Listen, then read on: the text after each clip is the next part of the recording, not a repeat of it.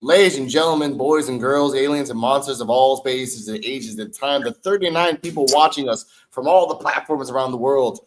We are the podcast of Underappreciated Wrestling Fans at PUWF. Shout out to Kane the Destroyer. We love you. I'm joined today by three of the four pillars of wrestling knowledge. To my left, NXT Time host, NXT Time with D-Walk for real. How are you, sir? I'm good, bro. Ready to get up there, talk about this shit. Hey, teach some motherfuckers some shit. Exactly. And to my right, the wise man of the West, Mr. Joe BNCO. How's everybody doing? We're doing quite well, actually. Shout out to breaking news, by the way, before we even start. It has been rumored, and I found out from my sources, from my Evolve sources, that Thea Hale has been seen in the second set of tapings that were today, actually. And by the way, I got invited to those tapings. So in the future, Coquito is going to be in the background and Evolve. So that's good. That's the dream. But it has been rumored and speculated that Thea Hale is going to Evolve again. So before we even get to the main course, and I know, Joe, you go first. Go what? What's your thoughts on Thea Hale now going to Evolve? And by the way, I want to say this too. It has been documented on my Twitter. Check out Rico Reactions on Twitter. I called this, not even on Twitter, by the way, on Instagram, where I made a video on Instagram saying that Adriana Rizzo, Thea Hale, and Jada Parker need to go to Evolve. And then one day later, motherfuckers want to make okay. That's what I want to say about that. Right. No, I mean, and I feel like she needed to because she was kind of lost. Yeah. And there's a lot of people on NXT that are lost right now, females especially. Mm-hmm. Jada Parker's one of them. Mm-hmm. She should definitely go back to it. She'd probably go to Evolve also. Yeah. The only problem with Natty's not gonna last. You know that. But the only problem with sending these NXT stars to Evolve is you're taking space from the up and coming talent. True, yeah. True. But it's a like crock pot of PC and ID talents. So they get I've learned from watching getting the history of takeovers and watching them. The best matches was a indie wrestler against an indie wrestler in NXT television, ladies and gentlemen. It wasn't rarely, and I will say rarely, the Velveteen Dream shined, who was 100% a PC talent. Yeah. 100%. But there's, but I understand what you mean, Joe.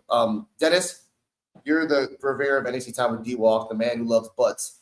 What are your thoughts on Thea Hale going to Evolve? I'm disappointed, but at the same time, if this is gonna make her better, yeah. But to me, she was already North American champion. Mistake or not, she's still North American champion.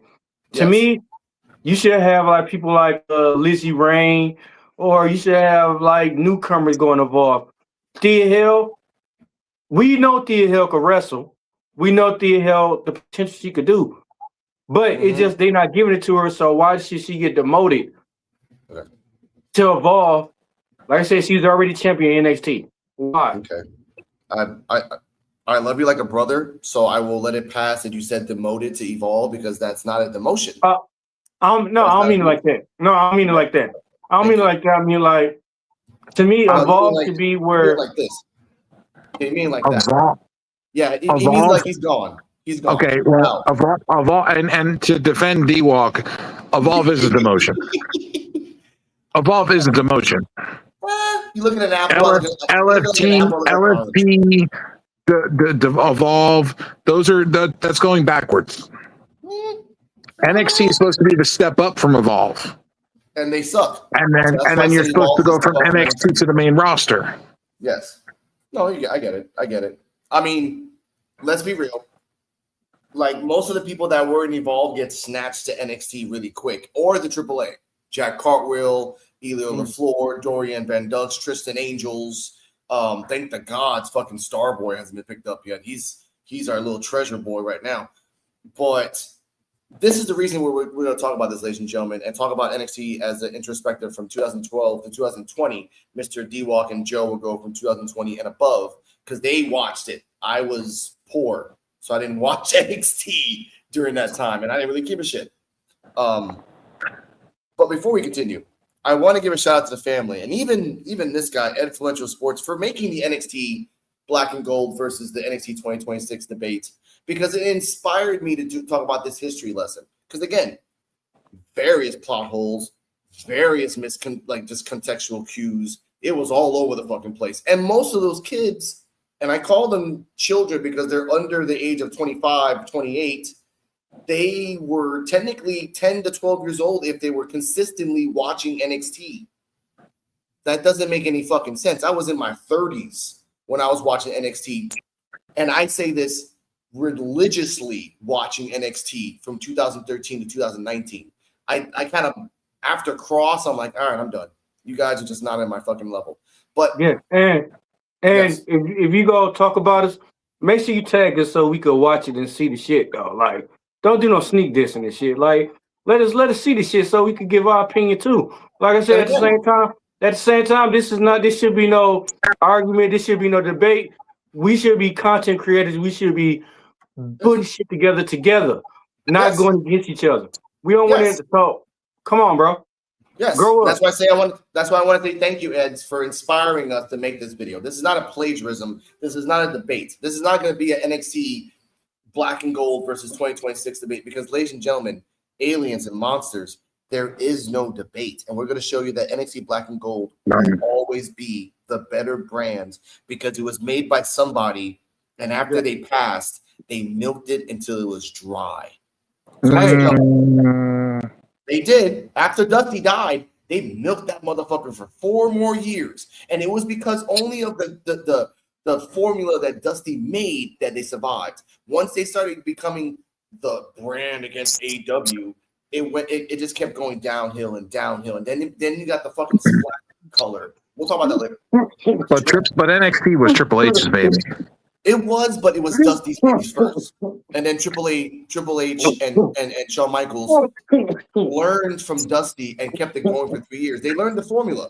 Bring someone in new, make a story, continue, repeat over and over and over again. So what if Dusty Rhodes would have lived for another couple of years? Where do you see NXT? Better than what it is now. Way better than what it is now, honestly. It would. Yeah, I mean, why'd they abandon the Dusty Classic? Yeah. They tried. Why'd they abandon the Mae Young Classic? Hey, girl. Hope you're having a good day. You know, why did they abandon those classics? I mean, that's when we really got to see who would shine in the NXT brand. Now, Joe, I want you to start if you can. Tell me your experience of the NXT Black and Gold brand, your memories and your favorite highlights. Well, we have the clip on YouTube that I have it ready to go, but let's just talk about our experience before we get to the historical facts. Come on, Joe. Black and Gold was fantastic. We had the creation of the Shield. Yes. We had the creation of the Wyatt family. Yep. We had who else do we have? Breezango. We had Tyler Bate and Pete Dunne. We had Trent Seven. Yeah. Yeah, and another thing is we can't take out NXT UK either. NXT UK was part of that because NXT UK got canceled when the splatter rainbow colored NXT came out. And that's where we had Gunther and Imperium, Pete Dunne, Rhea Ripley, Noam Dar, Tony Storm came from NXT UK. Rhea Ripley. Tony Storm is a big one. Yeah. And not only that, back in the early NXT Black and Gold days, we also had Swerve. Isaiah Swerve Scott was in that group also. Yeah. Well, we're jumping ahead year to year to year to year. Let's talk about the beginning of what it started, because that's why I tell people watch Evolve, because Evolve. Oh, we have 299 subscribers. One more subscriber, ladies and gentlemen. We get the 300 subscribers on the PUWF channel. Come on, guys. Let's go. Almost there. Now, I want to say this.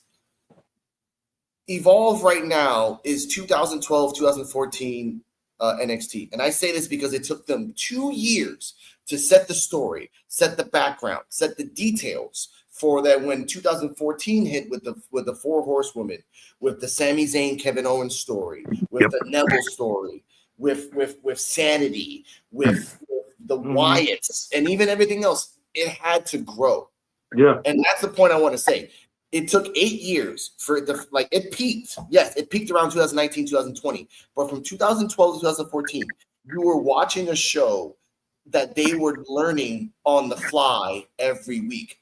They didn't know what the fuck they were doing. There's no fucking script to do this shit. So it was Dusty Rhodes every week talking about, oh, my baby boy, Cody Rhodes, he's a little baby boy. Make him work.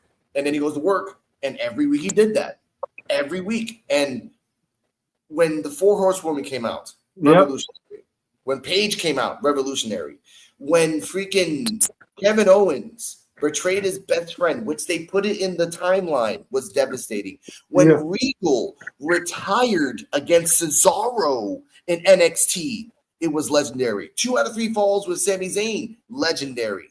Crazy fucking characters. Like Undisputed Era. Huh? Undisputed Era. Undisputed, and that was 2018-19. Like I'm going back to the Vaudevillains. I'm going to Enzo and Cass. I'm going to Carmella. Carmella, Buddy Murphy, Buddy and Riley with The Ascension. Alexa Bliss. The Ascension. The Ascension. Who are, by the way, the longest tag team to ever hold the belt in the history, even to now. 396 days. No other tag team has ever beaten that record since. Shit. What's up? No, but D-Wall, what are your thoughts on NXT Black and Gold in your memories before we get to the history lesson? It was more, to me, Black and Gold was more of storytelling. It was more every week. It was, hey, I'm excited. I'm at the edge of my seat. Yeah. This shit now is like a hit and miss. Like, it's like fucking a hit and miss. Yeah. You don't know how it was. Like, it might be good this week, might be trash next week, and most likely it's gonna be trash the next couple of weeks. But the Black and Gold, it was always, like I said, and it involved everybody in there. Ricochet, Velveteen Dream, Keith Lee. It involved every division, the women division, the men division, tag team division. Everybody had their time. Yep. And it was fun. Like, everyone ate, ladies and gentlemen. It wasn't a fact of like, no, everyone had a shine, even if it took a year to get there. There were years into a storyline with that, ladies and gentlemen. Years. Because they knew that, hey, it's going to work right now, but we got, dude, the Legend of Blue Pants took them 2 years for her to finally win a match. 2 years. She's a librarian in AEW, ladies and gentlemen. You can look her up. But also look at the stars that were in NXT that are now stars in AEW too. Yes. And the Marina Shafir. Yeah. Marina Shafir is one of them. That's true. Tony Storm, Dean Ambrose star John Moxley. Yeah. Another one. These are Rush. huge stars. Leo Rush, Ricochet too. Like, if they had to walk for them to run. Ladies and gentlemen, keep talking. I'm gonna get something real quick. Don't forget about DIY either, or Candice LeRae. We'll talk about that too. We'll talk about the DIY. What about FTR? FTR also. The Revival. They were the Revival, yeah, back then. So that's what I mean. Like, the Revival alone was fucking awesome. Let's see if I can get this real quick. There we go. Who else we had? Did we say Dijak? No, Yes, we didn't. Dijak, another one. Who the fuck else? Damian Priest. Yeah. But that, again, that's 2019. That's 2019. Let's, ladies and gentlemen, what we're going to show you now is 2 chapters, Chapter 1 and Chapter 3. Chapter 2 is just remuddled. Chapter 1 will describe what happened between 2012 to 2015. Chapter 3 will show you all the stars that came out, and the fact, ladies and gentlemen, at one point, NXT had up to 8 tag teams in 1 year, and the ultimate 16 to 20 tag teams have been in NXT over the last 8 years. 16 to 20. Some of them didn't work. I get that, but they were there. Like, and ladies and gentlemen, first press K. Okay, K. Here we go. Let's go. See if this works. Tell me if you guys can hear it. Not yet. What's there? NXT originally began as a game show in 2010 in which talent would compete give a shout out to Super Kick Studios, in ridiculous challenges, and it was a device to determine who would get a WWE contract. See if this works. Through an elimination-based format, even though most of the wrestlers Too short, guys. Shout out to Jeff Liftman. were already contracted under Florida Championship Wrestling. After a few iterations and moderate success, the NXT brand was rebranded into WWE Developmental. FCW was no more, but the crew and wrestlers moved over. WWE decided to go from this dingy old warehouse to Full Sail University, the place that would become the canvas for what NXT was about to paint over the next near decade. The production value was increased. The show was now altered to give competitors more exposure. Many talents went back to the drawing board and rejuvenated themselves from their presentations to their characters. And then on June 20th, 2012, the first episode of this new NXT aired. It was called The Gateway to the Future, and the future, according to the WWE, was now. Almost all the FCW talents made their way to this new brand. It had its own distinct look with a big, bold black and yellow logo. The arena only fit 400, which gave it a community feeling as many people would see each other during tapings and become good friends.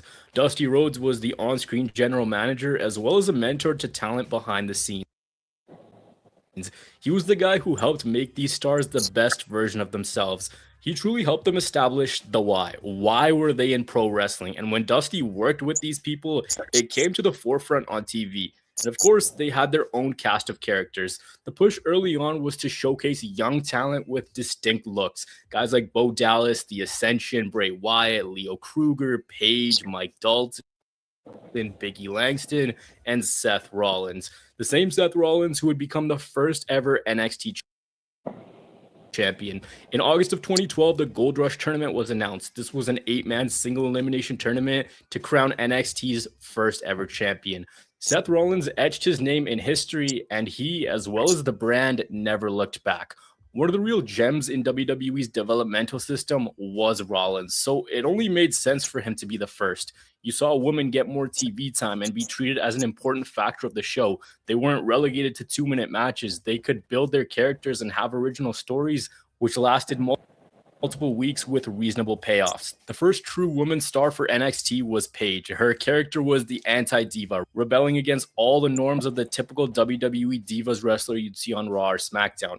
A year after NXT's relaunch, the NXT Women's Championship was announced, and this one was also contested for in a tournament. Paige ended up being the winner. NXT at this time only had singles titles until Shawn Michaels introduced the brand new NXT Tag Team Championships.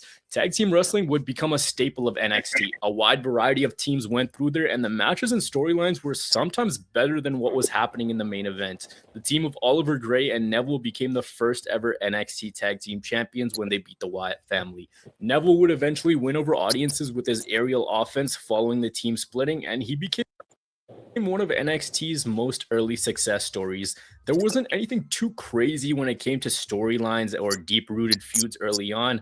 As someone who rewatched every single episode, it was a lot of nothing for the most part, but we're still early on. We started to see graduates of NXT succeed on the main roster almost immediately. The first success story was The Shield. They pulled double duty, alternating between shows following their debut in late 2012. In 2012 and 2013, there was a huge connection to the main roster. Talents would come down to work with the next generation. The show would see the Intercontinental and U.S. Championship defended on it. People like Randy Orton, Cesaro, CM Punk, AJ Lee, among others, rocked up, and it really gave the brand some more buzz and credibility. Very much so, this whole operation was still a developmental. In July of 2013, Charlotte debuted in NXT along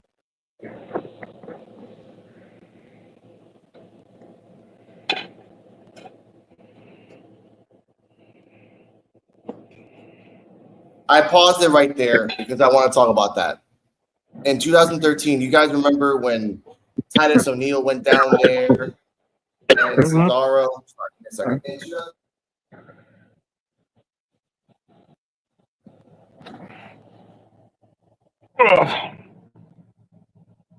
Yep.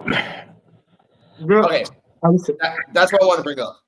Yeah, that's what I wanted to bring up because 2013 was a special year because, again, we had Regal get retired by Cesaro. We had Titus O'Neil come out of nowhere and be a villain. We never saw Titus O'Neil as a villain in the main roster. Ever. In NXT, he was a dick. And I liked that. And they started doing that again in the new NXT, but it's not the same. Like, you come to NXT, you're still kind of like, oh, I'm kind of an heel, but I'm still a heel in the main roster. And what are you doing there? That's why I bring up with Joe, with Evolve, it's a different timeline. It's a different fucking universe. So when you go over there, you can literally be wherever the fuck you want. And then in NXT, it wouldn't matter. Because you can still be a babyface on NXT and be a fucking chicken shit heel and Evolve. That's what, thank you. The 3 months gives you nothing better. Thank you, Cardell. I love you. But the fact I want to say is this is the difference between NXT back then and now. In NXT 2013, around that time, they gave you a veteran to fight with because they gave you trust.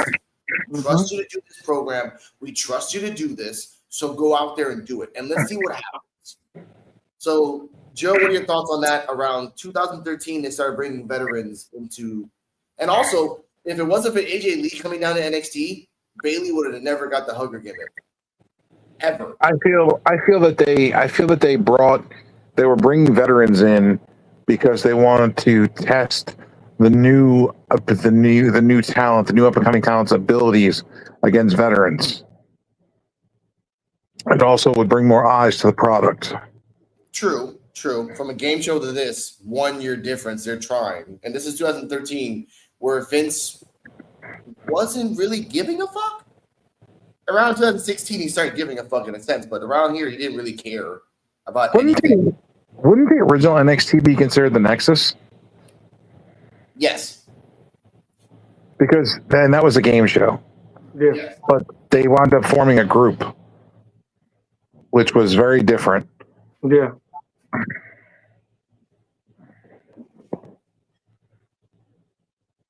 So, I mean, I understand what they were doing, and I feel like they still try to replicate that formula. Because if you look at when we go into the Rainbow Splatter era, they brought the New Day in, they brought Dolph Ziggler in, they brought Bobby Roode back, they brought Samoa Joe back, they brought Finn Balor back.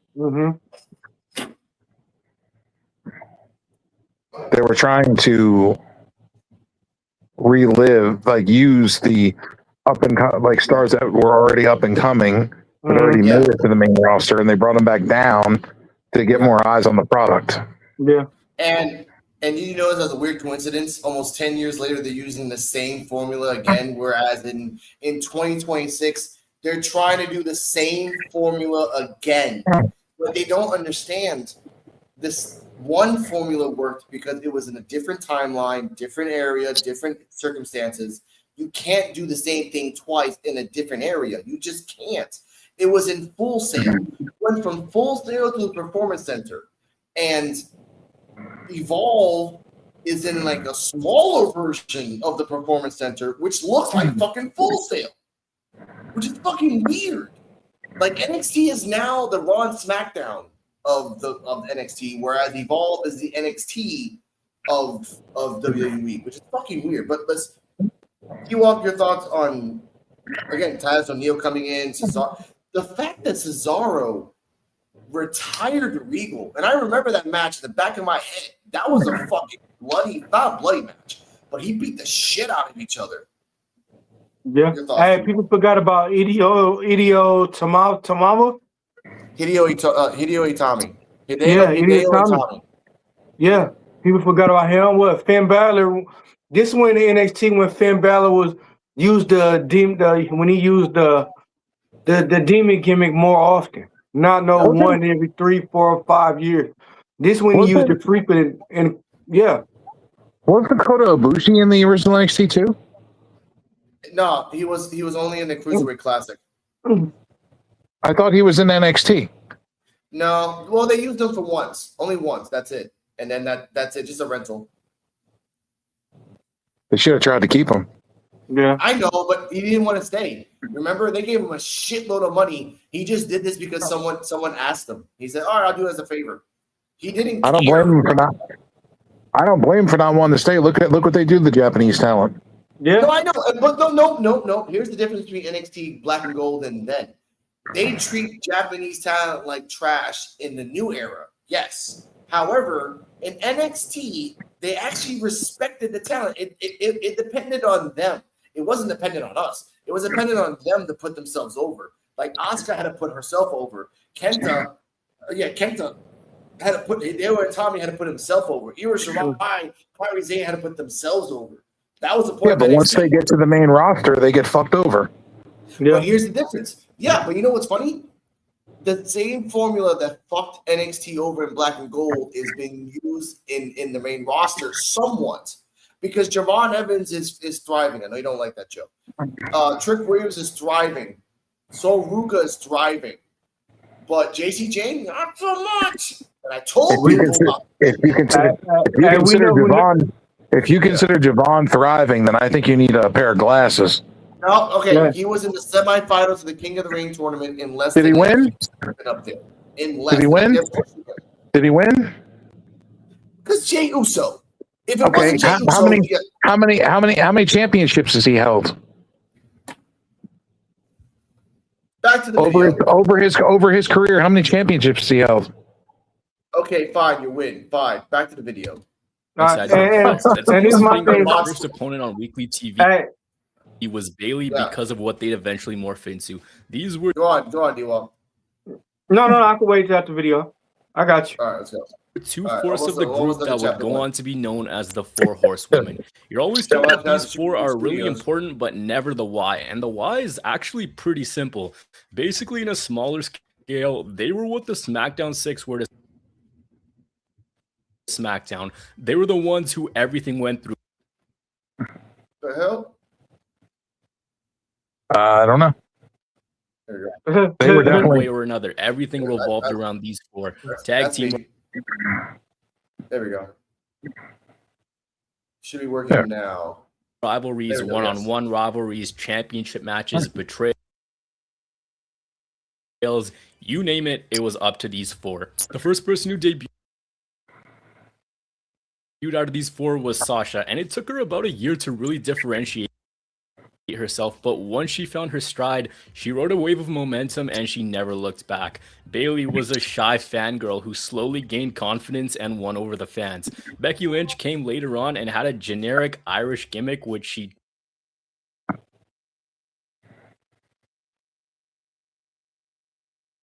come out doing an Irish jig. Thankfully, it only lasted a few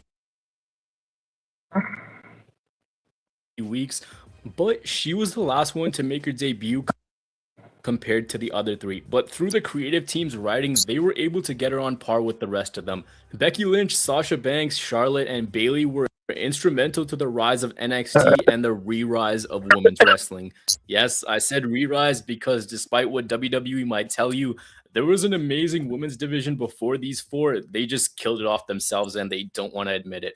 With them, there were also other women's competitors important to NXT's early years, like Summer Rae, Emma, Audrey Marie, who very few of you know. The big development by the end of 2013 was the women's division and the tag team division. But also in 2013 came NXT's first big star. And I'm not talking Rollins, I'm not talking Big E, Bo Dallas, or even Paige. This is the man who helped the brand take off. And I think a lot of people have forgotten just how much he contributed to the online craze of NXT.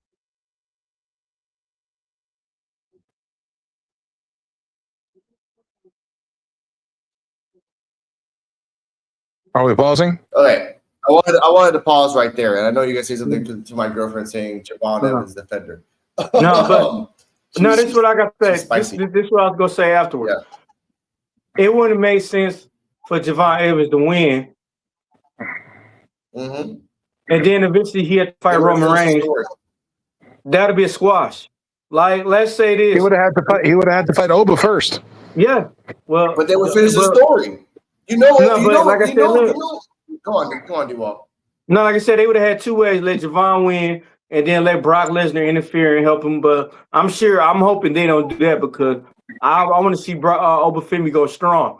What potentially could happen is Jey Uso win, and what if they do a triple? What if they do a Evolution on when Triple H them turned on Randy Orton? I'm just saying. No, you know what? Okay. I'm just saying. Someone said this. Yeah, but someone said this. Someone said this in another podcast. Shout out to What's Wrong with Wrestling. Jey Uso wins.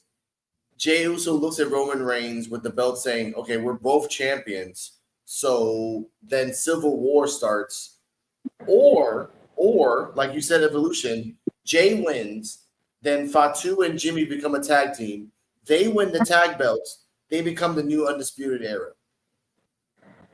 And they have the belts for like another fucking 60,000 years. Because by the way, ladies and gentlemen, I just found out that the Bloodline storyline is longer than most wars. The it's way long. It ain't war. This ain't the middle of it. But all I was saying is this. You remember when Roman Reigns told Jey Uso, yeah, you'll win the King of the Ring and you'll go for Cody Rhodes' belt? Who said the same thing? Didn't Triple H tell Randy Orton that too? Yep. Man, didn't Triple H tell Batista that? He told Batista that. Yep. They're just copying the Evolution storyline because they have nothing. But the fact that you have three people doing storylines, but the fact that you're using AI, you're just going to the worst decisions ever. Even shout out to Micah Misfit. Even she said it. Liv Morgan should not be in the finals of the fucking Hell no. Hell no. Hell no. Why? When are you going to showcase new talent? For Liv Morgan, you're doing the same thing you did with Alexa Bliss back in 2018 to 20. You pushed her to our faces for 3 years. I didn't have a problem with it. When have we seen champions compete in a King or King of the Ring? I've never seen Stone Cold have the belt and challenge in the King of the Ring. I've never seen nobody. Never. Why? This was to me, this is supposed to be for new talent. This is how you get over new talent. But excuse me. Hold on. Brock Lesnar was the world champion and competed in the Royal Rumble. That's Royal Rumble. But that's because it's a Royal Rumble. That's still going for a title, and it's still technically a type of tournament because you're competing against 30 other men to win a championship match. Okay, the difference though is that King of the Ring, you can have that title forever. You won the Rumble. Oh wow, that's it. Like people can counter that. No one can counter you saying that I was a King of the Ring. King Booker can never get flack from that because he'll always be a king. That's the difference, Joe. If Jay wins come on, man, Jey Uso winning the fucking King of the Ring and then going after Cody, taking first off, we are deflecting. We are deflecting. That's for wrestling news. Let's talk about NXT. Let's talk about the fact that in 2013, and you see a picture of Big E Langston. That's because it's Saturday. And Jack Swagger came around that time too as well. But yeah, I want to give a shout out to Big E Langston. This was the 5 gimmick where he told Dusty Rhodes personally, I want to pin someone and then go up until 5. You know what Dusty said? Baby, do it. And it worked. Bo Dallas was the definition, was the blueprint for the most chicken shit heel in NXT. So much so, when he got in a match with Mr. Generico and lost, they had to take him out. He ran away. They took him out in a golf cart. He ran away, and he got out. I've never seen anyone get ejected from NXT ever in this new product. Ever. And that's the point I want to say. NXT back in 2013 with the Big E Langston had no right to do the 5 gimmick. But you know why? It fucking worked. it fucking worked for some weird reason. And no one has done something like that ever. Oh, we have I know one's gonna say we have Obafemi. Obafemi is the guy that looks nothing like fucking like Biggie Langston. Obafemi is the guy that has a different character. He is your Velveteen Dream of 2026. A diamond in the fucking rough. A PC raised wrestler. And you got gold with him. And you got gold.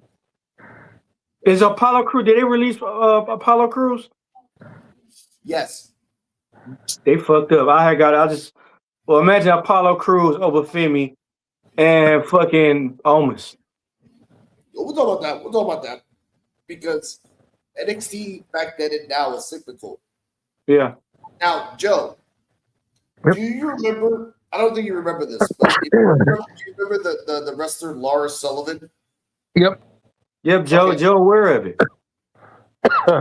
I say this because Lars Sullivan was Terrible. pushed to the moon in 2017.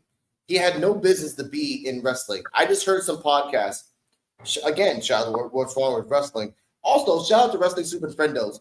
We are the number 2 WWE Evolve post review in the world. Number 2. Number 1 is Evolve with PUWF podcast in the world. Oh, by the way, also Fightful, you some bitches, because what a surprise that 4 hours ago, you put out a tweet. Oh, Mason Holiday was sad, and that's why she left WWE. What a surprise that me, Evolve with PWF, posted this shit out 4 days ago. I was going to say, it's been almost a week. Huh? I was going to say, you posted that almost a week ago. Exactly. And today, they want to say that they're the exclusives. Oh, Mason Holiday. No. For one thing, I have my sources. I'm not going to say their names. I have my sources. And I was right. When I shoot from the sniper rifle, I make sure I hit 100 out of 100. So, Fightful, you better acknowledge us. Be respectful. We broke the news first. We did. Ain't nobody 299 subscriber fucking. Anyway. I want to talk about this. After Rollins won the belt and left because he had to do the Shield. And by the way, the Shield always came back to NXT every few years to have fun. So did the Wyatts. And beat ass. Yes. And by the way, TM61, which is the Miami O'Neil, I want to give a shout out to those actually for the tag team. When Bo Dallas lost it, and in this video I paused it, he is going to say that the charter boy of NXT 2013 was Sami Zayn. Now, we can all agree Sami Zayn was the star, the ace of NXT. He was. He was. He had the best 2 out of 3. If it wasn't for the 2 out of 3 falls match he had it with Cesaro, there wouldn't be eyes on NXT. Because people were talking about it back then on Twitter, like, holy shit. Like, why is NXT having the best 2 out of 3 falls match? Like, why is this happening? Because it is. No one gave a shit about Cesaro retiring Regal. They only gave a shit about this. So I want to say that. Like, and let's just keep it going, and we're almost there. NXT's first sentimental star that bled black and yellow. That man is Sami Zayn. In January of 2013, he signed with the company. He came in with a global resume as El Generico. He, alongside Cesaro, sent shockwaves online with their matches. And the whole underdog story of Sami Zayn honestly is a video of its own, but they played the long game with him and it worked. Cesaro and Sami had a 2 out of 3 falls match, which was fantastic. They got people talking about their chemistry and how this amazing match was taking place on a developmental show. As we now know, the 2 out of 3 falls match would become the NXT special in years to come. When he got his crowning moment, it felt like the whole world was behind behind Sammy. They told this deep-rooted story of Sammy where he'd face his personal demons, his friends, and most importantly, himself. He overcame all, he got his moment, and then at that exact moment, his best friend stabbed him in the back on his biggest day. That was actually in 2014, and 2014 is where I'd say NXT had their breakout year. See, 2012 and 2013 were instrumental in terms of building, introduction to different faces, bringing in titles, slowly fleshing everything out. But 2014 proved that NXT was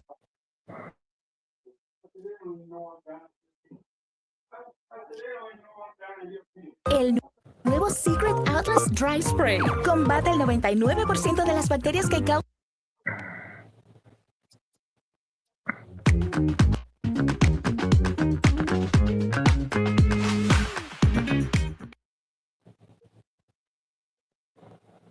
NXT was a different animal and that they were here to stay. William Regal became the new on-screen general manager. He'd wrestled, he'd been a pro, he'd commentated, he'd done everything for the brand, and now he was the authority figure. William Regal became synonymous with the NXT brand and playing maybe the most perfect and unbiased authority figure in company history. We all remember the classic Regal announcement. It felt like every time he had something to say, he'd announce some big match, championship, or signing. And signings are exactly what we got to talk about. In the summer of 2014, WWE signed Japanese superstar Kenta to an NXT contract. The brand was now looking to build their roster and add depth to it. His first storyline was against the now titleless Ascension. They had their 343-day tag team title reign ended by the Lucha Dragons, and that record still holds up as the longest NXT tag team title reign. He was getting dominated 2-on-1, so he said he was going to bring out a tag team partner. And this partner wasn't just anyone. This was one of the biggest wrestling superstars on the planet. Fergal Devitt, the man we know today as Finn Balor, was in NXT. Sammy can be attributed as NXT's first big sentimental star. But the signing of Finn Balor was a look at things to come. He quickly rose up the ranks and became a fan favorite. Also, the signing of Kevin Steen, which made an immediate impact. They were big game hunting on free agents, and it was working for them. As one chapter closed for this brand and 2014 drew to a close, their biggest and most prominent chapter begun. NXT started touring. They started doing smaller scale shows in Cleveland, in Columbus, in San Jose, and the turnout for those shows were something that you wouldn't expect at various festivals and conventions. Leaving Orlando was a really good decision for NXT. In June of 2015, Dusty Rhodes unfortunately passed away. The man who was a mentor and integral in the building of the brand was now gone. They memorialized his passing with an annual tag team tournament called the Dusty Rhodes Tag Team Classic. On a more positive note, in online circles and among WWE fans, WWE NXT had picked up big-time credibility. It was 1 hour on the WWE Network, which launched a year previous. The stories were simple and easy to follow without the clutter attached to them. The characters were different to what you would see on Raw and SmackDown. And in this Vince McMahon industry where he for sure had a particular type and way of looking at things, NXT just let people be people. NXT looked to the indies. They looked to other companies, even overseas. They wanted to diversify their roster. On September 16, 2015, a vignette aired of this woman with colored hair in a mask. Come to find out that her name was Asuka. Kana was now in the WWE.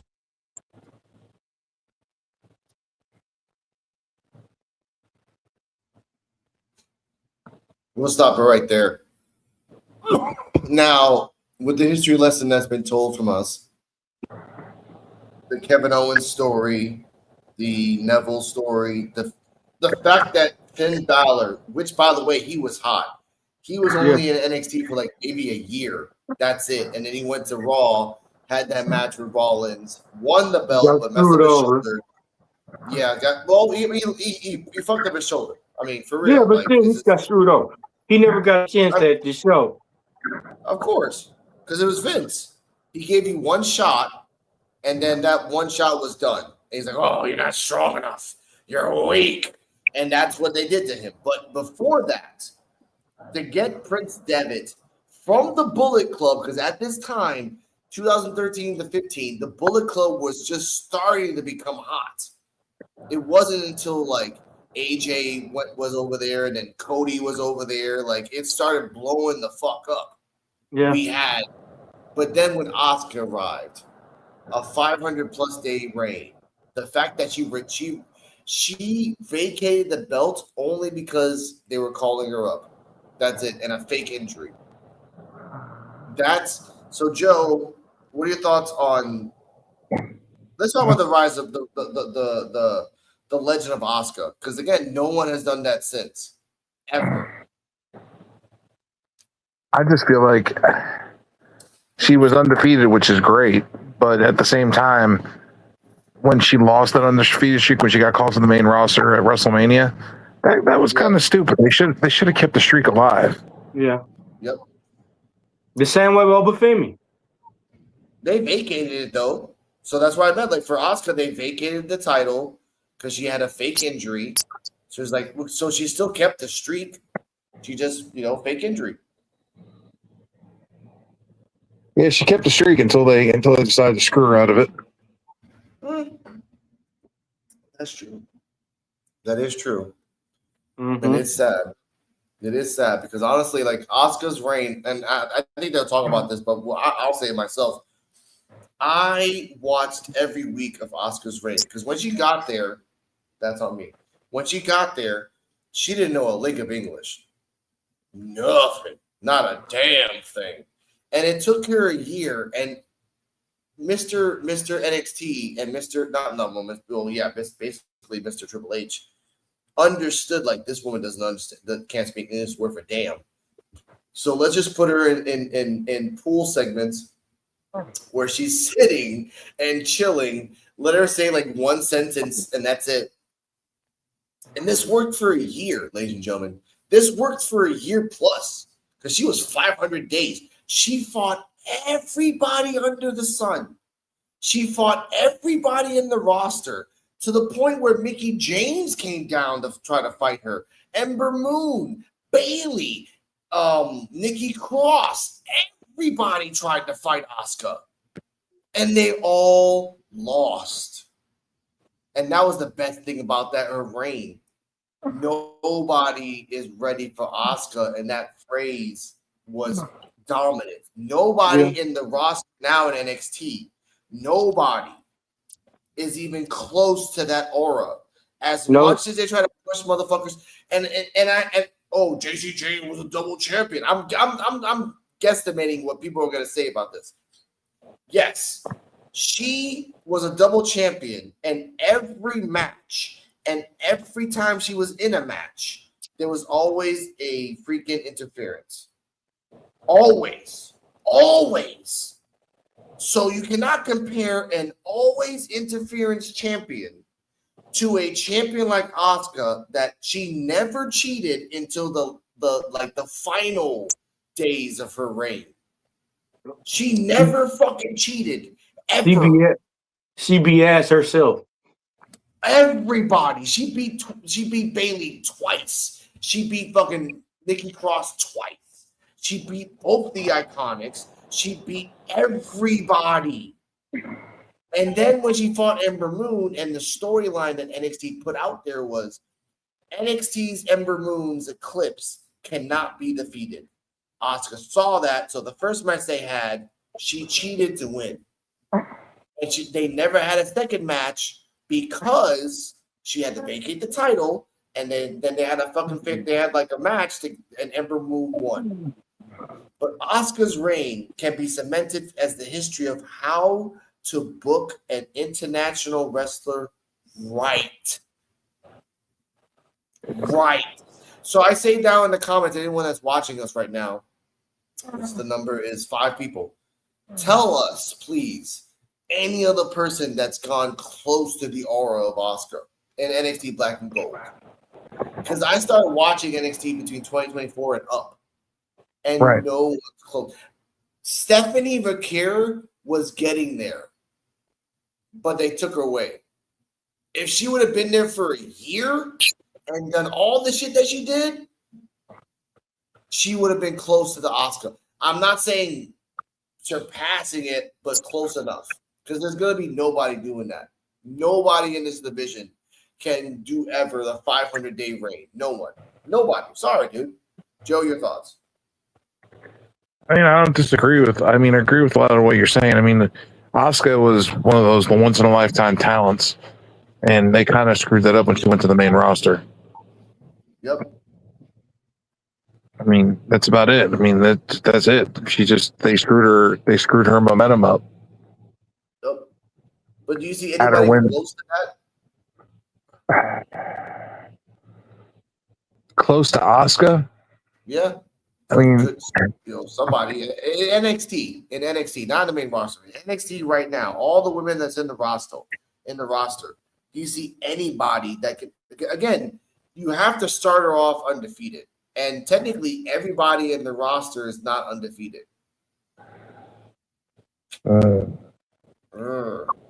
So that's a bummer. Yeah, that sucks. That's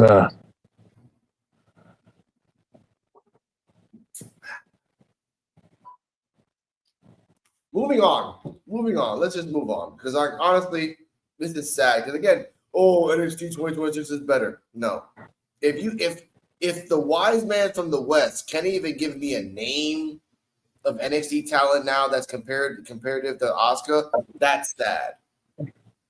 I mean, there's talent, but there's not that level. There's and that was the point of NXT Black and Gold. Once Asuka left, the vacuum was filled with the next wrestler, and then that's like trying to compare somebody now to the Four Horsewomen. There's no four women in NXT that you can compare to those four. There's none. I mean, there was Sol Ruka. I mean, if I did think of the Four Horsewomen of now, and I say this now, like, just guessing, just not even guessing, just like what I see. The Four Horsewomen of now is Kendall Gray, and if Sol Ruka was in NXT, Sol Ruka. The third person would be Tatum Paxley, and then the fourth woman, and I hate to say this, is a toss-up between Lola Vice or Jada Parker, and I want to put Thea Hale as the fourth person of the horse, because again, ladies and gentlemen, the Four Horsewomen weren't all women like winning matches. They were there doing the work. They were there doing the matches. They were there trying to do their best to show out more and more. And those four names that I put out there are, for me, the Four Horsewomen. Because you know this, Joe. Tatum Paxley has been doing the work for years. Thea Hale has been doing the work for years. Freaking Stephanie McCure, if she would have stayed, instant fucking Four Horsewoman. But what we got same thing. Is shit. Julia would have done the same thing, and she would have strived, and she would have stayed too. Yeah. And that's the sad part. The fact that in these times, you can't tell me any four women are comparative. There's not. I mean, in terms of like personality, sure. In terms of workhorse, maybe. In terms of like stardom, not even close.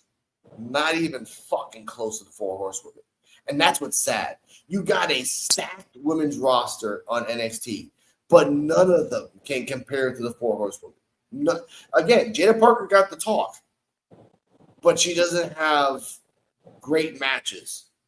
All Four Horsewomen tried every single time to have a better match than the last. None of them are doing that. Except for Tatum, except for Thea, except for maybe Lola, but Lola's stuck in a fucking loop. And Kendall Gray. And by the way, I've seen clips of Kendall Gray in 2023. And she was unhinged and better at 2023 than now. They're holding her back now. And that's sad. You got a fucking. By the way, you got Dean Malenko's daughter, but you have a Dean Malenko type character on the roster named Kendall Gray, and you're not letting her shine. Because why? Oh, I know why. Because Lola Vice and Izzy Dane and blah blah blah and blah blah blah. But in NXT Black and Gold, Asuka was the Mountains. but there was about 12 women that climbed that fucking mountain to try to get the Oscar. Am I right or am I wrong, Joe? You right? No, you're right. Thank you. So let's continue this and get to WWE. continue on NXT this. was legitimately the place to be. Another year, another step forward. That was a step forward. 2016 became an astronomical leap. William Regal announced that a brand new talent would be making their debut in late February of 2016. And the person NXT had signed was Austin Aries. WWE was replenishing talent right as they left. And this is kind of where a problem began, that instead of building for the main roster, they started to build for NXT. On the flip side, Sammy had injured his shoulder against John Cena when he went up for a one-off match on Raw, and he was back looking for the NXT title now held by Finn Balor. I kid you not, there was an NXT episode where Sami Zayn and Samoa Joe fought for almost the entire episode. At the end of it, Joe became the number one contender. So the question was, what was next for Sammy? The next week, Regal announced that at TakeOver Dallas, a night before WrestleMania 32, he was going to face NXT's newest signing. Not Austin Aries, but Shinsuke Nakamura, one of New Japan Pro Wrestling's most awe-inspiring and charismatic stars. The match at TakeOver Dallas, you can call it a lot of things: exhilarating, perfect, jaw-dropping, legendary, but you could call it as the moment where NXT had truly stamped their arrival. Stars like Samoa Joe, Finn Balor, Nakamura, the newly signed Bobby Roode, Asuka, and the iconic rivalry of DIY and the Revival continue to bring the NXT name forward. They continue to add big names from varying backgrounds, as well as their own success stories from the Performance Center like Velveteen and Bianca. In March of 2017, a vignette ran of candles and darkness, and the question was, who was this gonna be? It could have been Triple H himself, because this man is obsessed with this type of stuff. But this man's name ended up being Aleister Black. WWE had signed Tommy End from the Indies, and here's where the pace of the signings picked up, and they decided to sign everyone under the sun. On June 28th, 2017, Mauro Ranallo was added to the commentary team. He'd, for many, become the iconic voice of NXT with pop culture one-liners and over-the-top commentary presence. His voice simply became iconic for the black and gold brand. We started to see a ton of UK talent incorporated into NXT's weekly shows. Names like Tyler Bate, Pete Dunne, Trent Seven. NXT's cleanup of the independent scene was in full effect. They were building a roster for the ages. They became the ultimate indie themselves. If PWG, ROH, and New Japan had a baby, it would probably be NXT.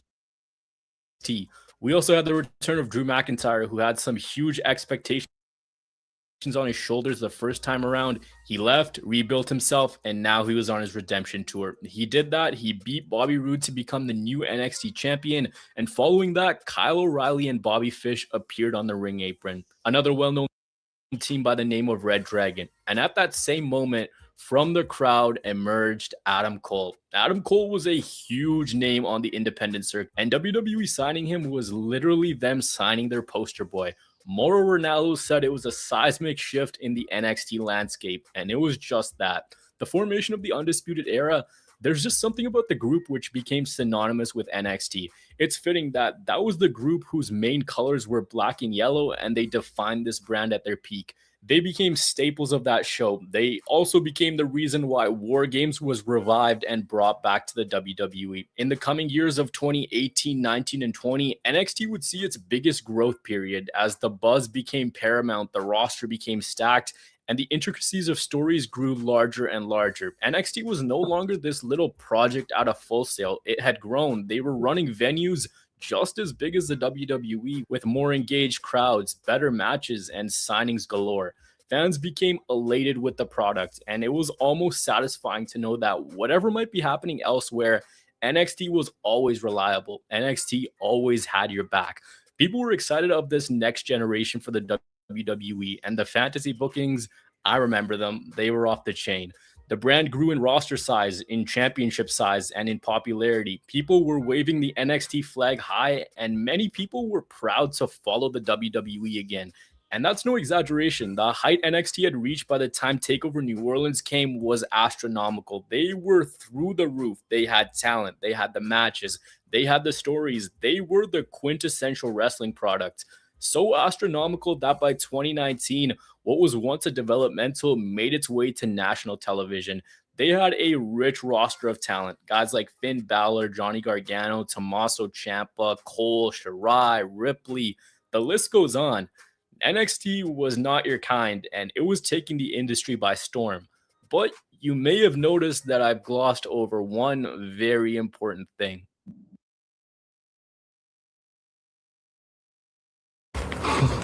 Hey, baby. ¿Estás bien? Alguien me robó mi antiperspirante de los países. Y ahora hazme un paro de...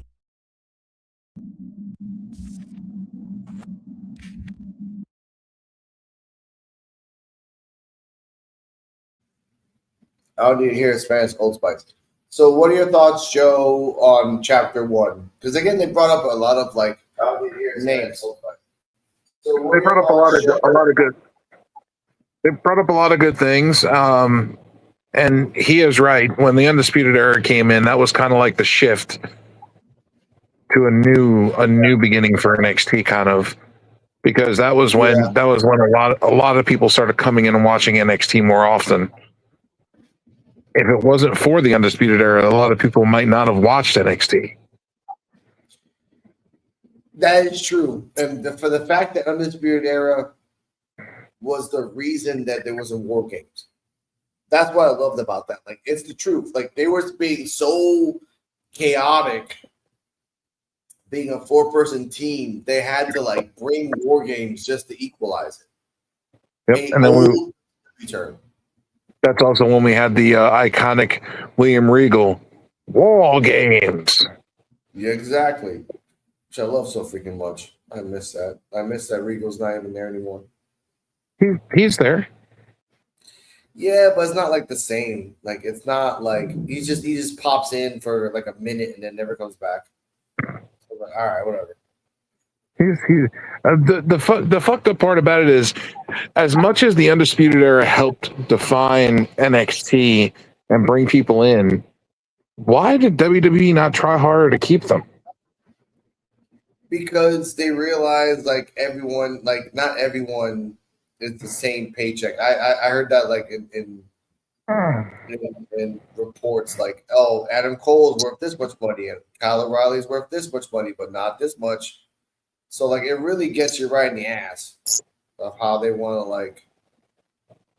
But I wanted to show this picture. Let me see if we can find it. Okay, I'm trying to find the picture of what there it is. All right, not look for blue pants.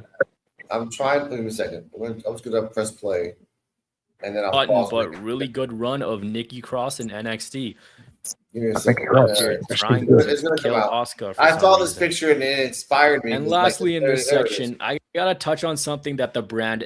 Okay, there we go. It'll show in a second. There it is. All right, those are as the picture you see right there, Joe. Those are the winners of the NXT Tag Team belts, and in order, there's 16. And from just 2000 up to 2019, we have the Britain Ambition, we have the Wyatt family, Adrian Neville and Corey Graves, which he rarely brings up the fact that he's tag team champion. The Ascension with the longest reign, because again, they had during the Ascension era, there was nobody around. They didn't really have tag teams. They only had jobbers that would come in every 2 weeks. So I remember that era. Lucha Dragons, Blake and Murphy, the Vaudevillains, which again they worked hard to get those belts. The Revival, American Alpha, DIY, Authors of Pain, which was not a great experiment, which they tried. Sanity, Undisputed Era, which is Red Dragon, Mustache Mountain, which was a great match between Mustache Mountain and Undisputed Era. Undisputed Era again, and then War Raiders. So what are your thoughts, D-Walk, on 16 tag team championships and the stories behind them? They all had a meaning. I'm gonna say it like this: they had a meaning for everything they wrestled for. It was the reason they was there. Mm-hmm. It wasn't no. it was always exciting to see them. Always. It wasn't a never dull moment where like it was like a hit or miss, like now it is. Mm-hmm.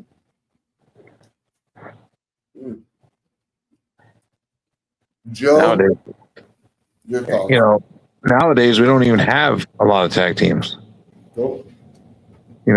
Tag team wrestling used to be something that NXT strived on very well, and now it's like there's hardly no tag teams now at all. Like when you stop and you think who's the current tag team champions, you can't spit it out right away. You have to stop and think about it. I forgot too. I don't know who are the tag team champions.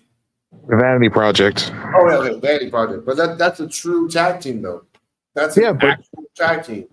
But they're so forgettable that you have to stop and think about who the fuck the tag team champions are. Yeah.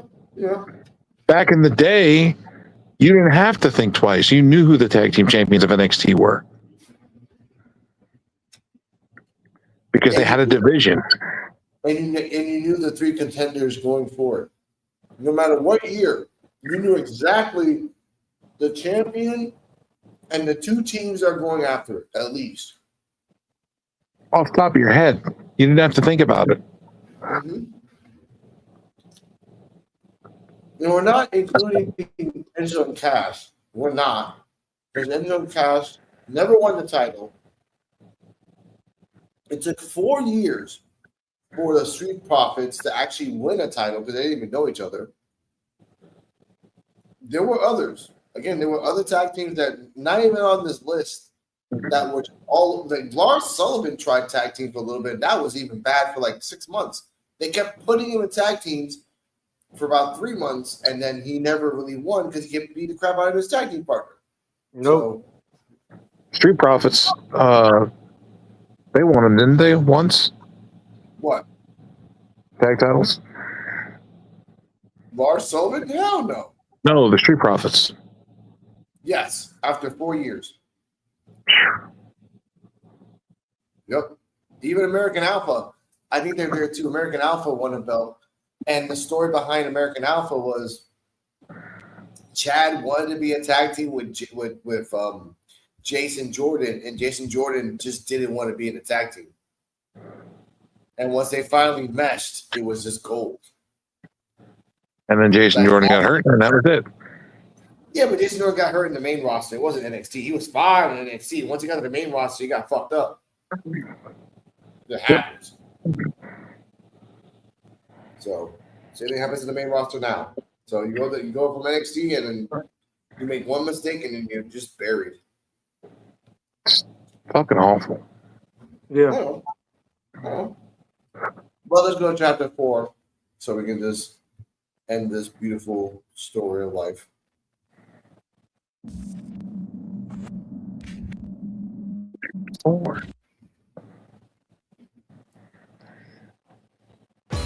Más poder cuando más lo necesitas. Prueba los AC Power Pods.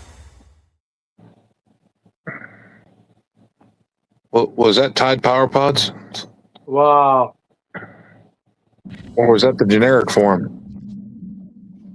What's a those are wrestling Tide show Power without Pods. rivalries? This is NXTs Spanish were version. something special and different. Oftentimes, what would happen was we'd get the gradual introduction of a character who'd work their way up and eventually they'd become a star. Even their big independent signings would be slowly massaged into the product. Some stories were simple, some were deep-rooted, and some were slow burners, which took years to complete. I already talked about Sami Zayn and Cesaro, which really kicked off the storytelling aspect. Then came Owens and Zayn. It was simple and to the point, and it made Kevin Owens immediately by having him presented as a killer and continuing the generic Steen rivalry on NXT. Then it moved over to Finn versus Owens, which was the ruthless nature of Kevin Owens against the smarts and wittiness of Finn Balor. At the same time, we had the rivalry of Bayley and Sasha Banks. This was the story of the opposition of confidence, believing in yourself and slowly burning to a win. One woman was confident in her abilities while the other one was shy and unsure of herself, and she had been turned on by all of her friends. She slowly built up a mean streak and she won the big one. Speaking of the big one, Gargano versus Ciampa. This is the one, whether you like it or not. This is the rivalry that had the most intricacies and deep-rooted story inside of it. I know a lot of people soured on it because it became NXT's go-to feud in the later years, but this story is probably the best one that NXT has ever told. Ciampa and Gargano walked into the Dusty Cup in 2015 without a contract. They were paired together and they became really good friends. Fast forward, and by the end of 2016, they'd worked their way up and became one of the most beloved tag teams on NXT. They chased the tag team titles, but they couldn't get it done. They came so close, but the Revival just kept beating them. The Revival kept denying them at every turn until finally at TakeOver Toronto, DIY in an amazing 2 out of 3 falls match won the big one. They held the titles for a bit until they lost them to the Authors of Pain. And then they had try after try after try. Gargano even took the fall for his friend. But at the end of TakeOver Chicago, when that corner bug came up, there was still something left to go. Ciampa turned on Gargano and everyone was heartbroken. These two would go on to define the rest of NXT through a blood feud in which can only be comparable to that of Shawn Michaels and Triple H in a much lesser scale. I'm not comparing those two to these two in terms of character and overall legacy, but the feud was pretty similar. Ciampa was a complete psychopath. He was targeting Gargano's marriage, costing him his job time and time again, and making him leave on a stretcher. They headlined TakeOver after TakeOver, and this was the perfect way to build a tag team into main eventers for the future. Another one of these standout rivalries was Velveteen Dream versus Aleister Black, and this may seem ridiculous on the surface to people who didn't watch NXT, but it was really enjoyable. The whole premise was Velveteen Dream was a provocative sexual character, and Aleister Black was a quiet, soft-spoken, and broken individual. At this time, Black was dominating everyone, and he ran through everyone in record time. He was going to speak for the first time in NXT, but it was interrupted by Velveteen Dream. Aleister Black and Dream began a story in which Dream wanted to be acknowledged. He wanted Black to say his name, but Black refused to. When we got to take over War Games, a simple enjoy infamy Velveteen Dream had the crowd going crazy. But that wasn't the only big story for Aleister Black. Black was laid out in the oh-so-dangerous NXT parking lot, and there was a month-long investigation as to who attacked him. There were so many people that it could have been, but it was Gargano continuing his slow move to the dark side to get back at Ciampa. Asuka versus Ember Moon was one where Asuka knew that if she got hit with the Eclipse, it was game over, so she resorted to underhanded tactics to pull out wins. Maybe two of the best non-title feuds for the women were those simple stories where your friend stabs you in the back. Dakota Kai versus Tegan Nox and Candice LeRae versus Io Shirai. Simple, to the point, and they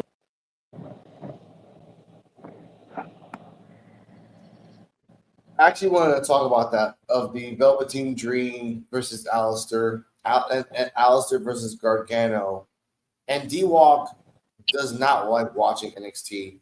Has there been a storyline even close to like who attacked Gargano? And I remember that for a whole month, every week, they showed you a new angle.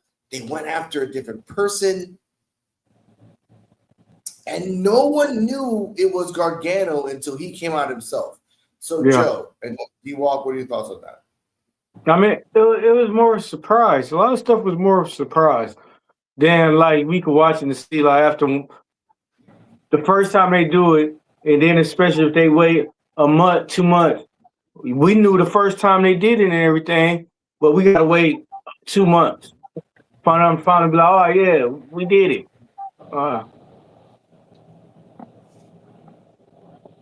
I remember that match. He murdered Gargano at the end. Like Gargano was already like in concussion mode, and then he felt bad for him. And at the end, like, nah, fuck you, and did the black mask and ended it. Like that was a month to a month and a half storyline. Well, 2 months actually. That made NXT Black and Gold. They gave you like a 1 to 2 to 3 to 4 year storyline. Yeah. Or they gave you like 3 months. We're giving you a 3 month storyline. We're going to do it with this. And then after that, you move on. Because that's the way the world works with wrestling. Yeah, exactly. You know?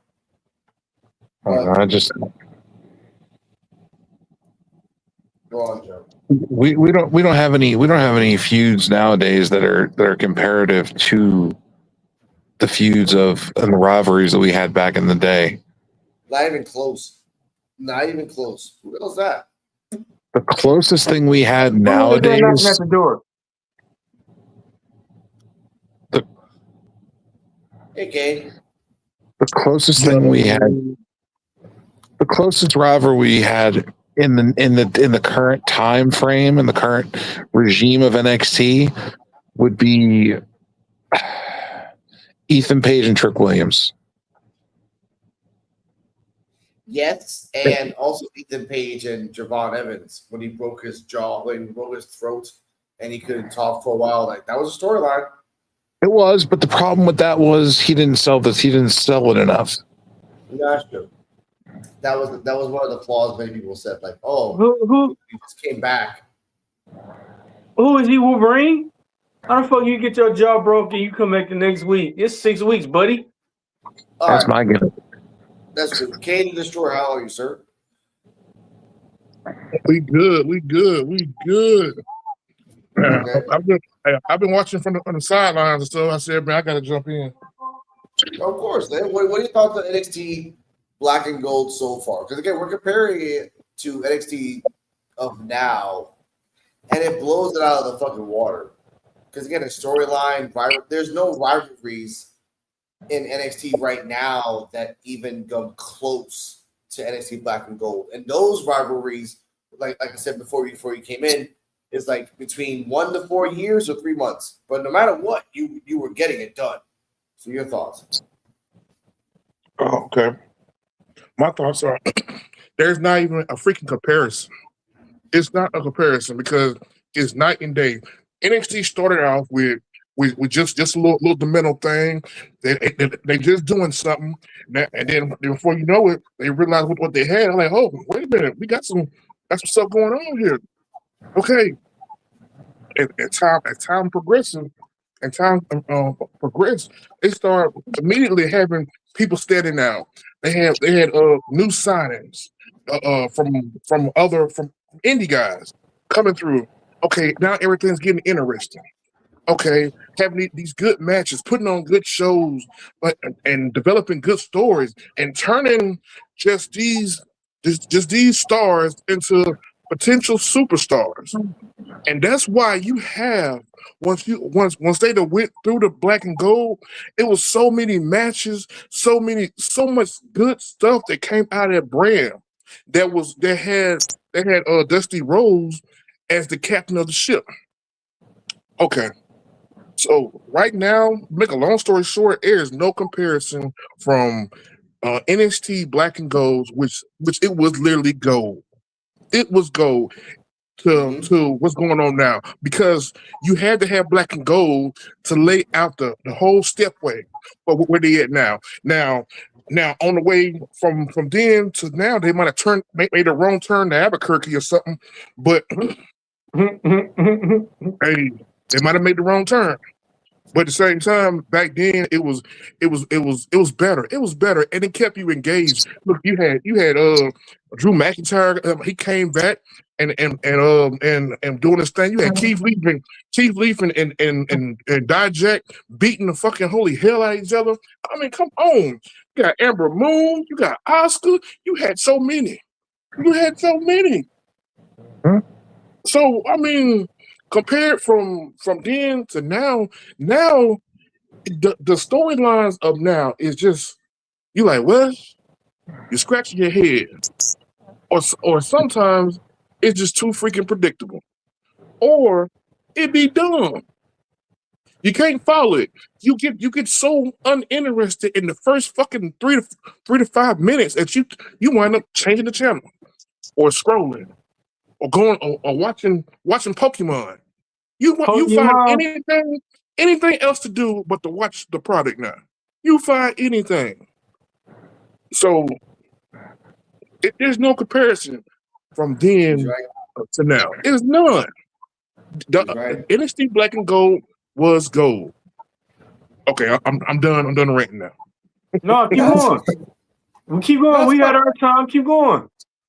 Okay, well, Talk your shit.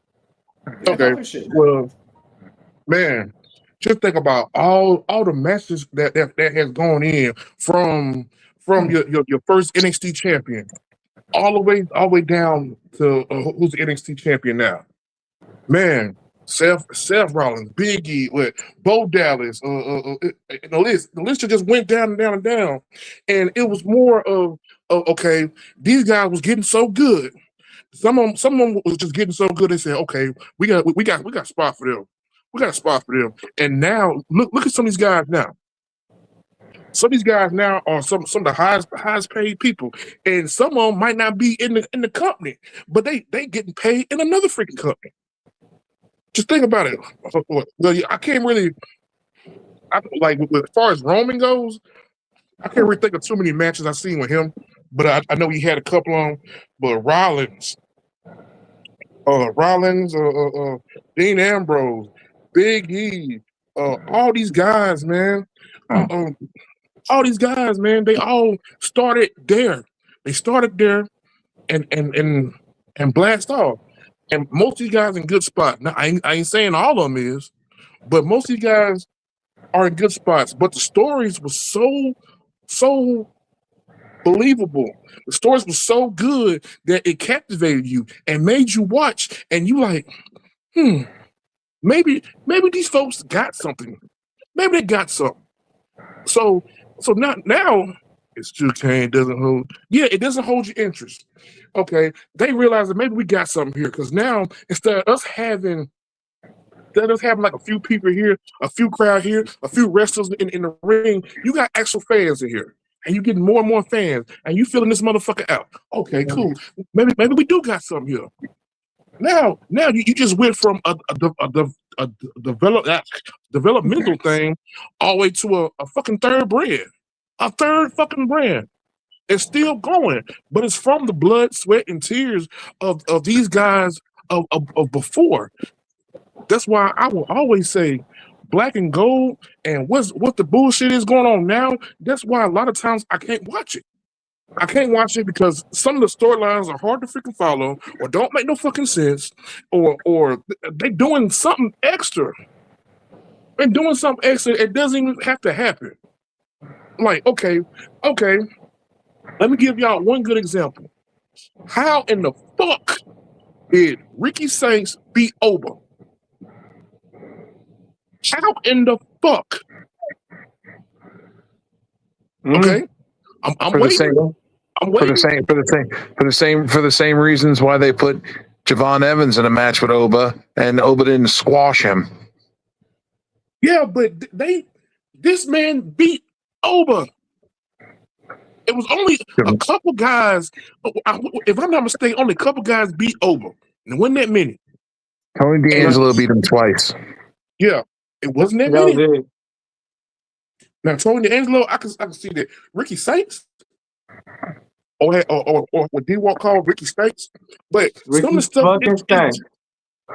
stuff just don't follow, or it don't make sense, and that's why the product is so much harder to watch now. They done fucked this shit up. They done fucked it up because now people are not even caring what's coming on or what's going on. It's not hard to keep people captivated. You just have to know what the hell you're doing. Yes, you got to. So apparently they having AI doing the storytelling. They got to. They having some monkeys. They having some monkeys smoking cigarettes, writing on typewriters about what's gonna happen. That's sad. Yeah, bro.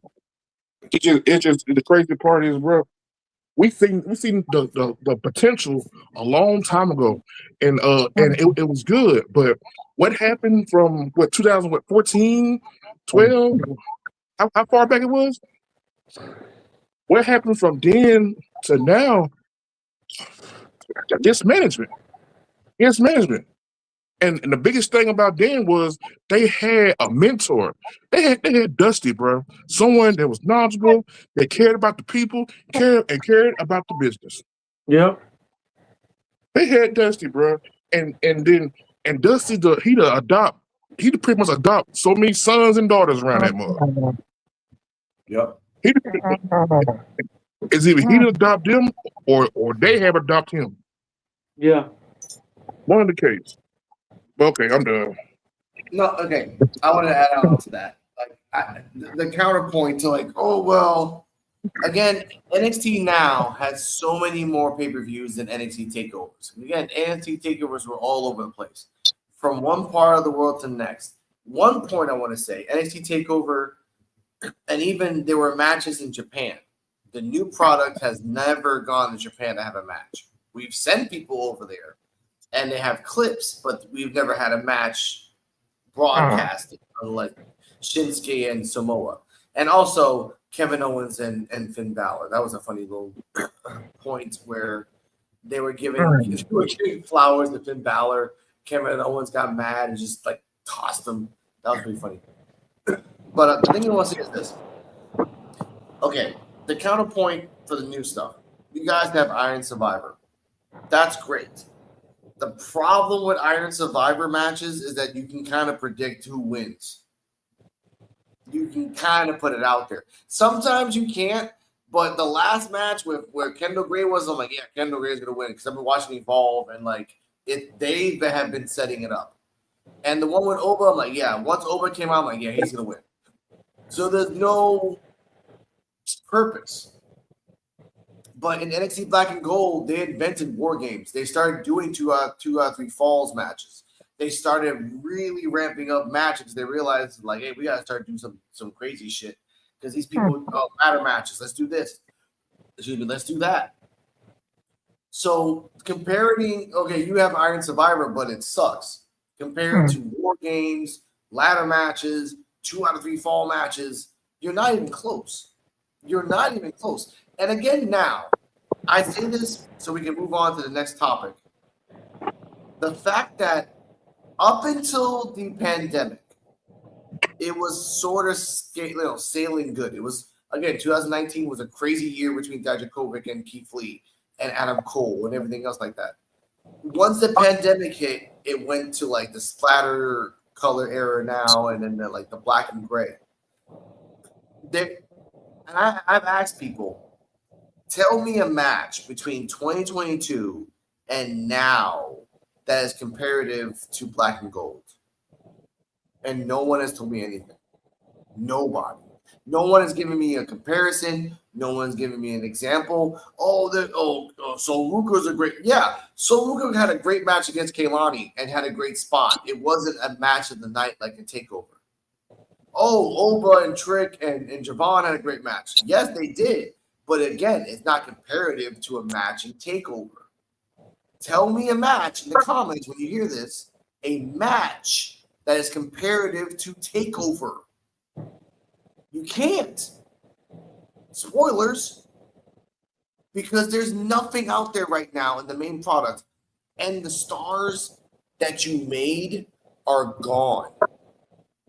The stars that were there, you muddled them in story. Look, let's look at Trick Williams, right?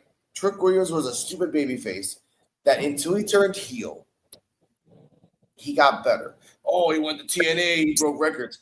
Yeah, he went with a 1-year deal with TNA, and then now you can't even hang out in TNA anymore. So we can't even talk about that. So that whole storyline gets null and void because of the TNA bullshit. That's what I mean.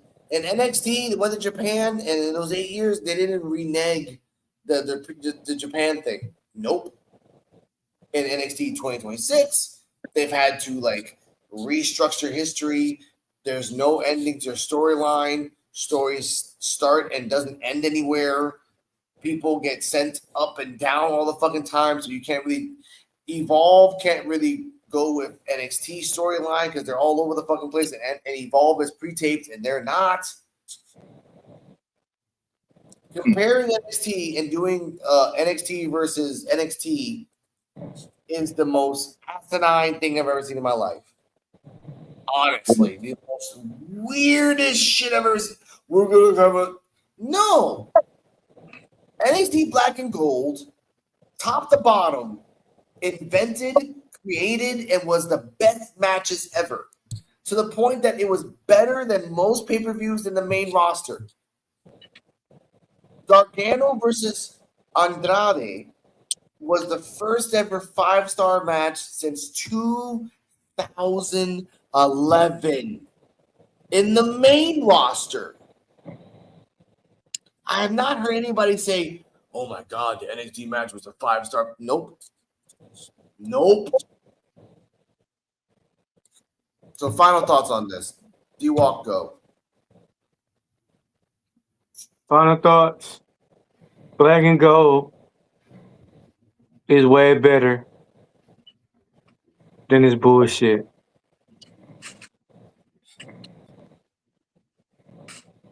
Wise words. Joe?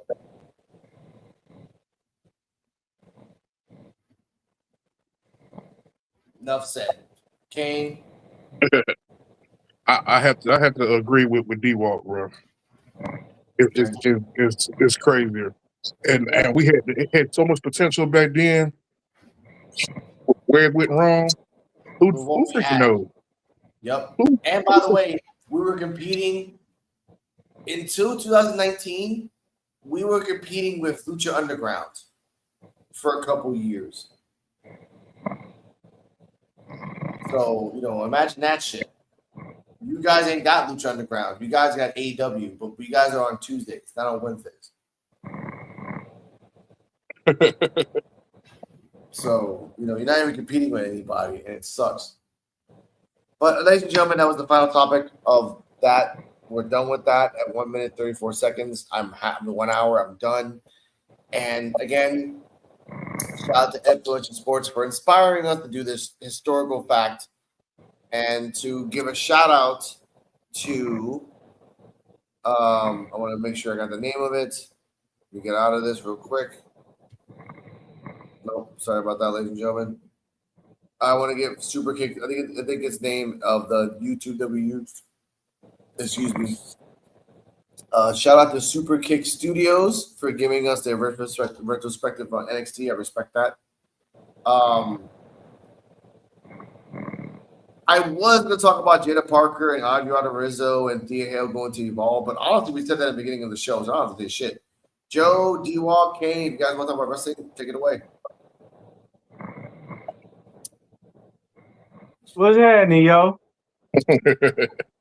Hey, yo. Hey, yo. That was pretty good. Yeah, for real. Spit some knowledge on you, son. Yes, sir. School is in session.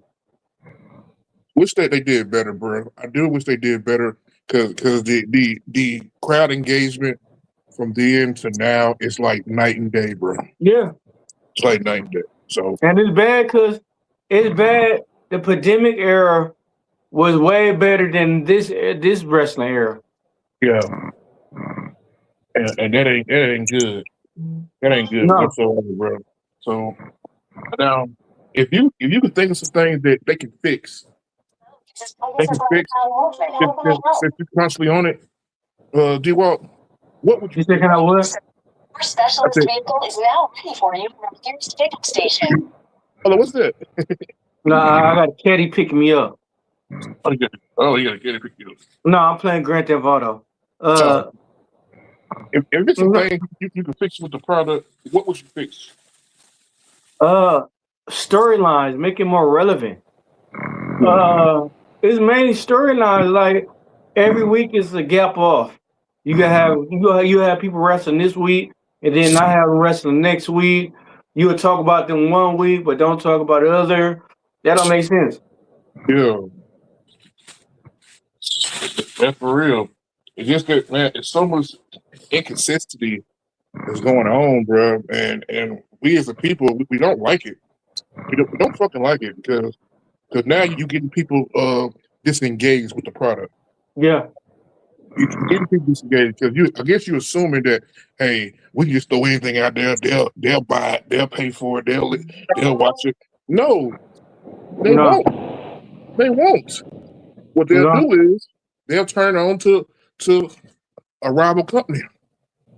My thing is, though, if you're going to talk about wrestling, make sure you talk about it, though. Make sure Yes. it's accurate. And make sure it's accurate. That's the thing, bro. They used to at one time they were saying NXT was better than Raw and SmackDown. Yeah. But now NXT suck just as bad. Yeah. Just as bad. I mean, Raw and SmackDown been having they little you know what I'm saying, little hits and misses and shit. And I imagine for long it's gonna be nothing but Samoans and Polynesians all over Raw and SmackDown. But hey, but I digress. No, for real. That's what I think. That's personally what I think, bro. It's gonna be full of Polynesians. Which For real. I don't have anything against it, but they need to start displaying more people. It's more people to display out there, and in some people you're not giving a chance. No, not at all. Now with this shit with Jada Parker, I don't know what the fuck is going on with that. I Me honestly either. don't know what the fuck is going on with that. Because they need to figure out what they're gonna do with her. It looks like they need her because she gets a pop.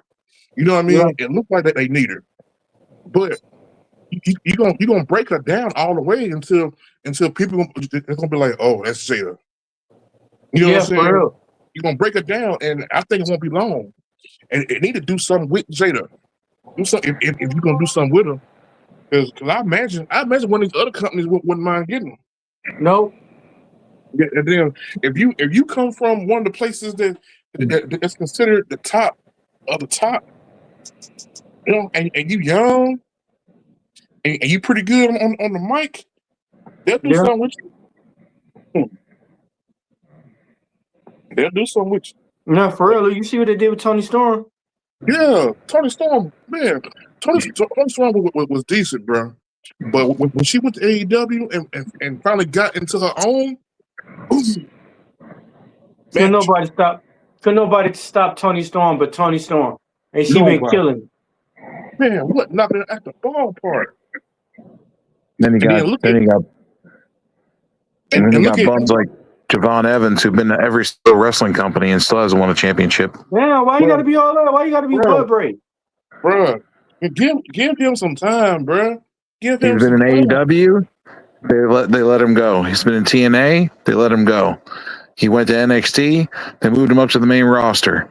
Now he's on the main roster. Nothing. Well, guess what? He getting TV time. That's all that matters. He's getting paid. He's getting Trick Williams was the champion on the main roster in his first month. Yeah, but he's not Trick Williams. He's not Trick Exactly. Williams. He's not. And guess what? Oba have not got a championship match either. Oba hasn't had a match really. I mean, he's wrestled Brock a couple times, and he's wrestled some bums. Exactly. He beat champions. But you know, maybe look, we don't count Crackerjack championships from AAA. No, okay, yeah, all right. Maybe we got to give a little more time, bro, because because WWE already wrapped themselves around certain storylines and certain little shit that they gotta potentially try to fix it. So by them they might not be displaying Javon how we want it, but they still displaying them. He's getting that TV time. The only place I want to see him is in catering. No. It's something in him. He's too flashy for catering, bro. He's some cheesesteaks. That's all he's good for is a flash. He's a flash in the pan. That's what they call flash in the pan. He's Philly cheesesteaks. I feel like this. If being flashy would get you to the fucking dance, I keep fucking dancing. But if you dance, you're gonna lose weight though. So you don't want to dance all the time. Yeah. But at the same time, he's still young. What, he like 22, 23? It's terrible. Marginetti held more championships. It's terrible. 22, 20. Man, number 20, 23. He got plenty of time to grow. Well, okay. So what if he do like? What if he wound up doing like Drew McIntyre? That he's that young, but yet he was released from all the big companies. Hey, yeah, I feel that. I'm saying, what if WWE do him just like Drew McIntyre? They're not going to. Shit. He ain't big enough. So is that's your only beef with Javon? He's a beanpole. Damn, Joe. I Joe think got like 1,000 names. I think a beanpole got more girth. Damn. Damn, yo. Javon and the beanpole had a contest. They were both standing on stage, and the beanpole won because it was bigger. No, Joe said mercy, man. He said mercy. Yeah, I think you give him a little more time, bro. How much time? Yeah, you've been saying that ever since the beginning. I'm gonna keep saying it. Give him more time. Yeah, that was years ago. You said that. Give him a little more time. They see something in him. They might see something that we don't see.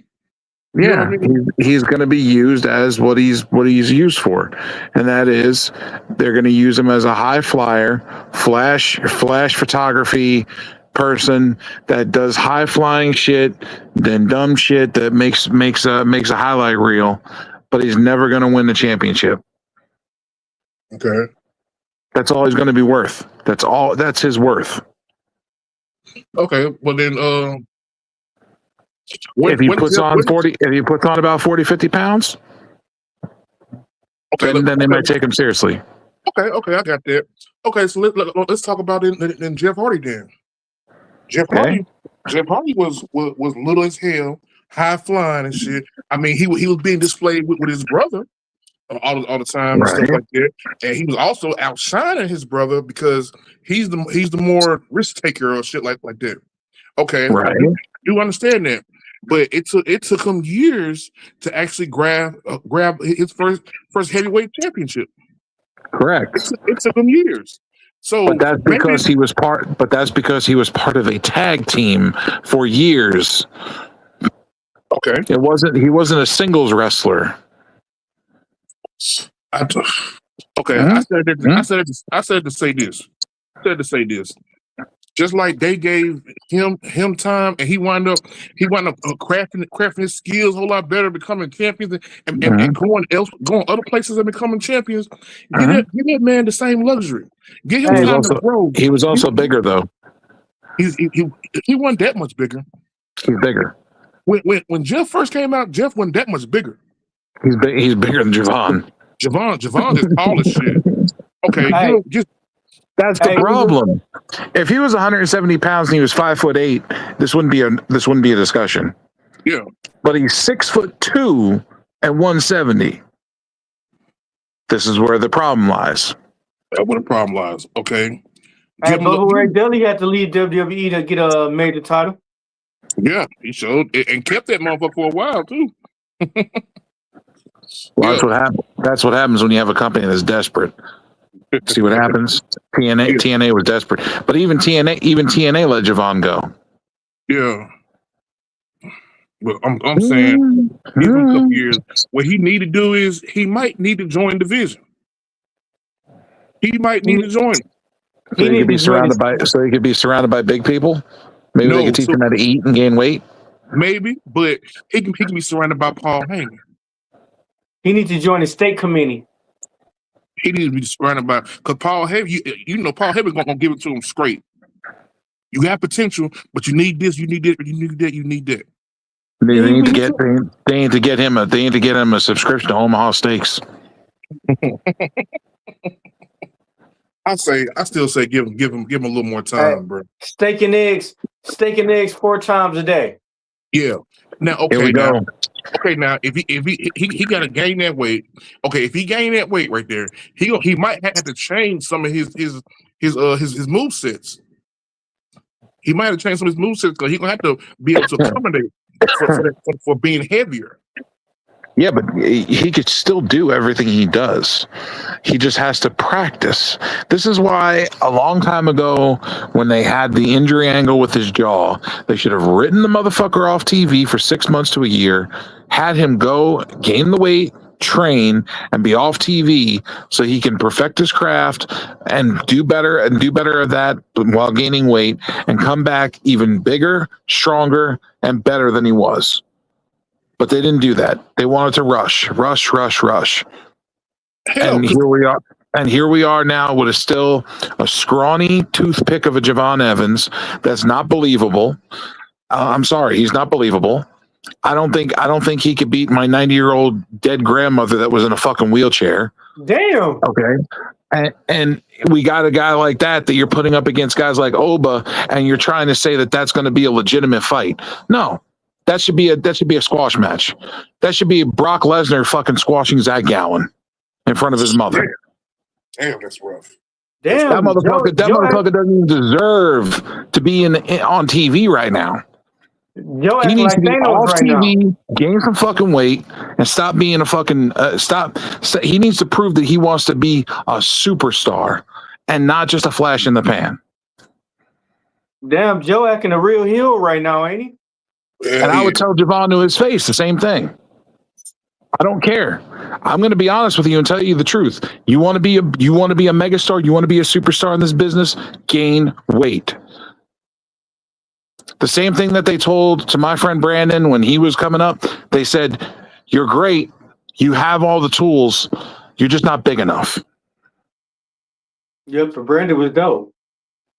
And he did, what did he do? He gained weight, got better, kept doing all the same moves he was doing at 30, 40 pounds less. But he was doing all that same stuff at 220. Okay, so what if it's not his fault? What if they telling him not to gain weight? What if they tell him not to get outside a certain size? Because WWE be kind of tight on them folks. They have to ask permission for everything. WWE would never do that. And the reason is because WWE is hung up on larger superstars. They want muscular, bigger superstars. That's always been the way. It's never going to change. That is just the way that WWE is built. They like big meat. They like bigger guys. Trick Williams went up to the main roster and got a championship in his first month. Why? Yeah, WWE like big meat. Heavy, fat. He big though. He's muscular. He's a big, muscular, tall guy that is shredded, and he's good on the mic. He's good in the ring, right? But on top of just being good on the mic and good at the ring, he is a taller, muscular, shredded individual. He's a larger individual. Carmelo Hayes didn't win his first title when he first went up to the main roster. It took him fucking 2 years. Yeah. Why? Because he's not big enough. Yeah, WWE like big fat meat, sloppy meat, lean meat. And how long did Carmelo hold his belt? A month? He won a title and held it for about a month. Woo-woo. They needed a transitional champion. Word. Okay. And that's Carmelo Hayes, who's super talented. Yeah. But we didn't know how much what the kids say now Riz that Trick had until Carmelo left. I knew what Trick had. I always said the Trick was a superstar just waiting to get out from under Carmelo's shadow. Yeah. I felt like Carmelo held him down for a very long time, and that they put too much focus on Carmelo Hayes in NXT and not enough focus on Trick. And as soon as they started putting the shine on Trick, that motherfucker never looked back. Yeah, for real. But I'm gonna say this right here. Be honest though, I think that just like you said yourself, they rush things. Why they rush things? Because they failing on not making superstars. They really failing on that shit. They rushed these three guys. Two of them, you understand. One of them, you question about. I actually think Javon should stay in NXT a little bit longer, bro. I think he should have stayed in NXT a little bit longer. I think he should have started doing shit with TNA, doing just bouncing around every which way. Okay, it would have been. Javon should have went to Evolve. It would have been easier for him to get written off on NXT, where he can work on the shit that he really needs. Now I never said I didn't agree with the fact that he's smaller. I never said that because he do need to gain a little bit of weight. He do. I always said that, but just say he's still young. He's you know what I'm saying. That shit takes time. All that shit takes time. That's what he needs, a little more time. Now maybe in another year or so, he can gain a little bit of weight and start taking it more serious because you're in a highly competitive business, especially if you're on the main roster. Where some of the guys, it takes them 5-10 years to be able to win their first mega championship. Yeah. That's if any championship. You have a bunch of them that win a championship and only have it a little while. But Kane, like a week. But Kane, you said the same thing a few years ago about your mom. Here we are a few years later, and he's still the same. He has not changed. There has been no progress or development. Okay. You understand what I'm saying? Like, you understand what I'm saying? Like, you said this a few years ago. A lot of people have said this a few years ago. And here we are a few years later, and there's still no change. Nothing. He's still the same person he was a few years ago. Where's the character development? Where is the building a superstar? Where is him getting bigger? If somebody can benefit from taking steroids, it's probably this guy. Probably so. I'm just like, and that's if the needle isn't too big for his arm. I mean, damn. Arms look like skeleton. I don't know, real thin. He looked very feminine, like I could take my thumb and my index finger and be able to wrap it around his wrists. Okay, well, you got your bigger guys that have been stuck in park ever since they left fucking NXT. Okay, you got a bunch of them, and they probably double the weight of fucking. You said who? Yeah. Okay. Like okay, Omos. Omos is in AAA, and he wasn't really being billed as a superstar. He was being billed as a attraction, like a spectacle, because of his size. Basically, from the circus. Also, Omos was the tag team champions with AJ Styles. And how long it took him to grab a tag team championship with AJ Styles? His first year on the main roster. Okay. You got Otis. Okay. Former tag team champion. Hold up now. We're not talking about tag team championship. We're talking about singles championship. Yeah, but but here's the thing though. Otis was a tag team wrestler. You're bringing up guys that were tag team wrestlers.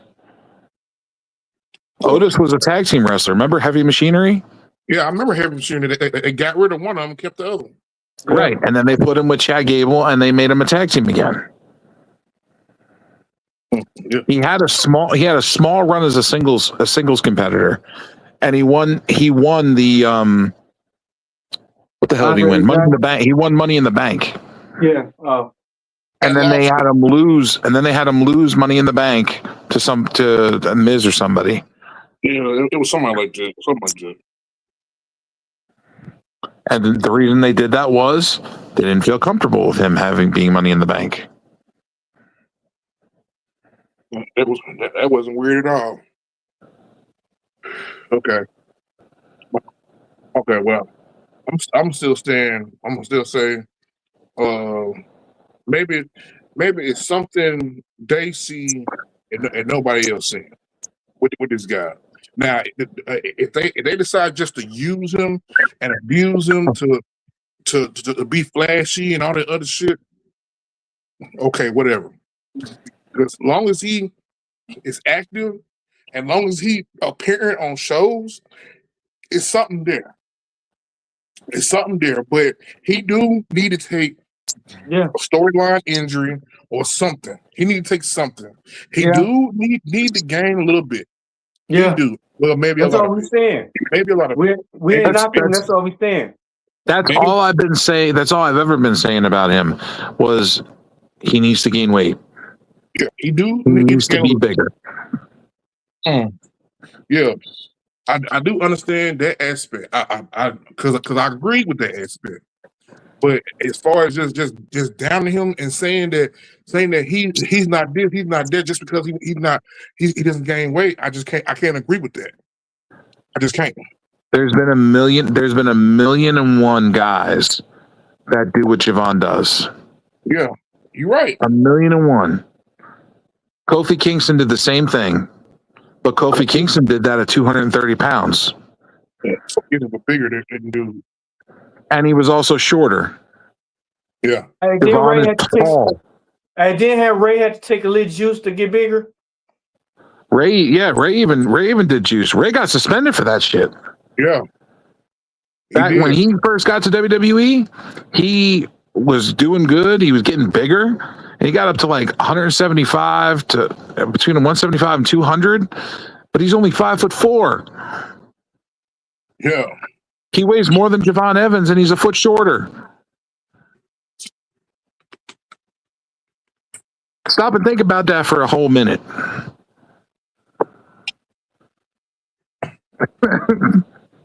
Yeah. You know what I'm saying? Yeah, and he wound up becoming a world champion a couple times. Yes. Well, I don't know if it's But a couple again, or just one. It was two. One of them because when Eddie died. Yeah. It was two. But Okay, still, he's also been Intercontinental Champion, U.S. Champion, Tag Team Champion, Cruiserweight Champion, Television Champion. Yeah, he do got a resume. Motherfucker got a resume long. I mean, it's like he's won a lot of championships. Yeah, but he been around a whole lot longer. He been what ain't Ray like in his 50s? Now, yeah. Yeah, but okay. When Rey Mysterio was like first, I remember seeing Rey Mysterio first time ever in WCW. He was a little guy running around with a damn mask in the cruiserweight division. First time I saw him was before that. I saw him when he was in ECW. Yeah, damn, I forgot about that. Forgot about ECW. See, I see him a couple times in ECW. That's because WCW was scalping ECW's talent. Oh, bad as a motherfucker too. They were taking ECW's talent. They were. That's where Dean Malenko came from. That's where Eddie Guerrero came from. That's where Psychosis came from. Stone Cold did not come from ECW. Stone Cold came from WCW. Yeah, he came then went to ECW. Then he went to ECW, and then he went to WWF. Yeah, that's right. Yeah, but all those cruiserweights that WCW had, a good half of them came from ECW. Yeah, they was. Yeah, you wouldn't have had a Malenko and a Guerrero, a Benoit, a Rey Mysterio, a Psychosis. All those guys came from ECW. And then just thinking about guys like RVD. Yeah. RVD was a little guy. RVD was still like 230 to 250. Yeah. Little guy. He was still pretty big, and he wasn't even 6 foot tall. You said he was 6 foot tall? No, he wasn't even 6 foot tall. He was under 6 feet. And he was still 230 to 250. Yeah, and look at the stuff he did at that weight. Yeah, he did his thing. I was a big RVD fan. RVD flies across the ring. Yeah, I was a big RVD fan. Here's a good example. Jerry Lynn. I use this as an example all the time. Jerry Lynn, people talk about him all the time, how great he was and everything. Okay. I'm not doubting the man's ability. But without RVD, Jerry Lynn was garbage. Yeah, they said that. He was trash. RVD made Jerry Lynn look like a one-of-a-kind generational superstar. He brought it out of him because RVD was one of those guys that can carry a paper bag through a match and make it look like a 5-star match. Yeah. Well, you ain't lying. Yeah, for real. You ain't lying. There are wrestlers that are talented and can do that. RVD is just happens to be one of those guys. Doesn't matter who the fuck he wrestles. He can wrestle a geriatric patient that has 2 bad hips and 2 bad knees and still make them look good. I mean, I just, and this is another issue with a lot of superstars nowadays. We look at the matches that they're having and we're saying what great matches they had, but then you watch them wrestle somebody else and they're like, wow, that was terrible. And then you really got to start looking at the superstar. You know what I mean? Word. Yeah, for Again, real. Jade Cargill is another example. Someone will say, "Oh, she had a great match." Who'd she wrestle? Who'd she wrestle? She wrestled Charlotte, and Charlotte made her look good. Kind of makes sense. Did she wrestle Rhea Ripley, and Rhea Ripley made her look good? Kind of makes sense. But she wrestle other people, and she looks terrible, and she hurts people. You understand what I'm saying? Yeah. Well, apparently these folks seeing something in this woman. I'm not quite sure. Her physique, her look. She has a look. Just her look. Mm-hmm. Just her look. Yeah. She is a jacked up statue. Yeah, she is. She is. And I'm not taking anything away from her physique. She is a statuesque woman. She is as if Michelangelo chiseled her out of stone. Yeah, for real. That doesn't mean you could wrestle. Her physique is a 10 out of 10. Her look is 10 out of 10. She's perfect. She looks the part and talks the part, but can't back it up. Right. Correct. Versus somebody who, like a Charlotte Flair, who walks the walk, talks the talk, and can back it up 10 out of 10. Mm. Even Becky Lynch can do it. Even Becky Lynch? Becky Lynch got her nose broken and turned it into something major, massive for her career. She took a negative and made it into a positive. It took years to do that, though. Yeah, but it took Nia Jax breaking her nose to do that. It took another wrestler fucking up and not being able to do her fucking job properly, and injuring somebody else. Which was for the people to know, it was Nia, y'all. It's always fun. It's always Nia. And as far as injuries go in WWE, if it's in the women's division, it's usually Nia or Jade. Just going to say that. Yeah, for real.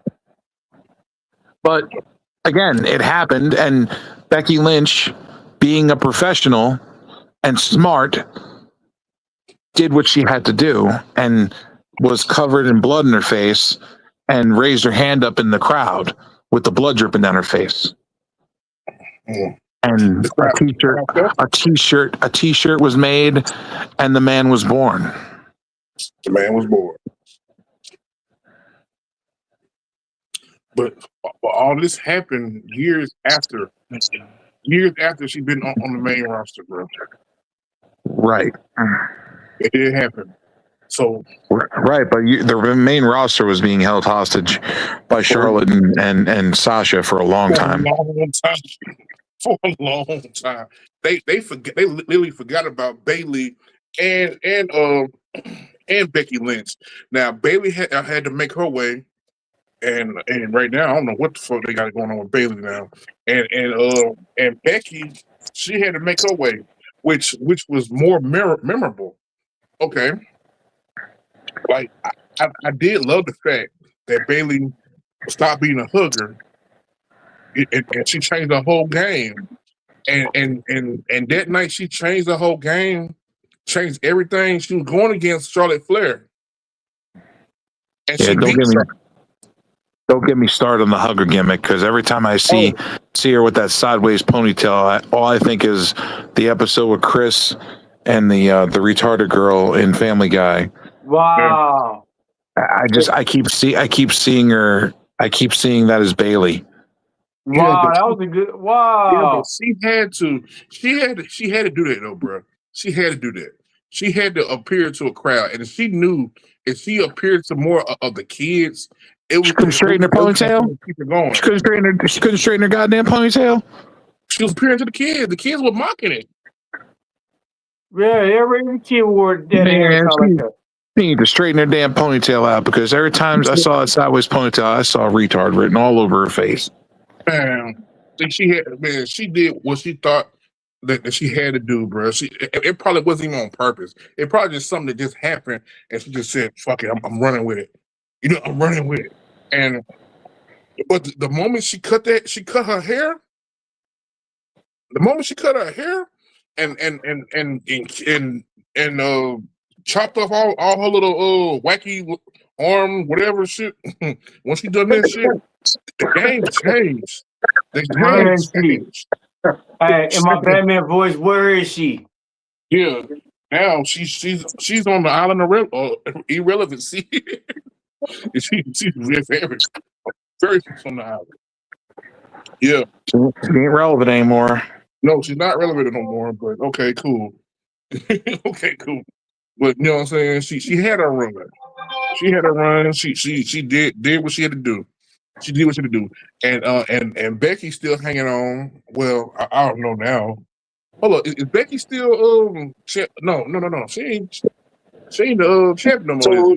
So Ruka's the IC champ now. Yeah, that's right. Okay. So maybe now Becky got time to rest. We'll time to rest and be with a kid a little bit. Because once you take on those championships, man, you have to appear. You have to appear everywhere. Everywhere you need it. Yeah, so my thing is, I still say, bro, now I can't say this about Jade. Because Jade, I don't know what's not clicking. I'm not even sure what's not clicking, because something's not clicking. Because Jade ought to be a whole lot better than what she is, but I'm not gonna tear her down either. I'm not gonna tear her down, because her physique, her whatever it is, brought her to the party. And 9 out of 10, they probably paying her very well. They probably, well, I can't say too well, but they paying her. But something besides her physique got her to the party, and she wound up becoming a women's championship, and she hasn't been in the company that fucking long. Now I can't. Now what's not clicking with her wrestling wise?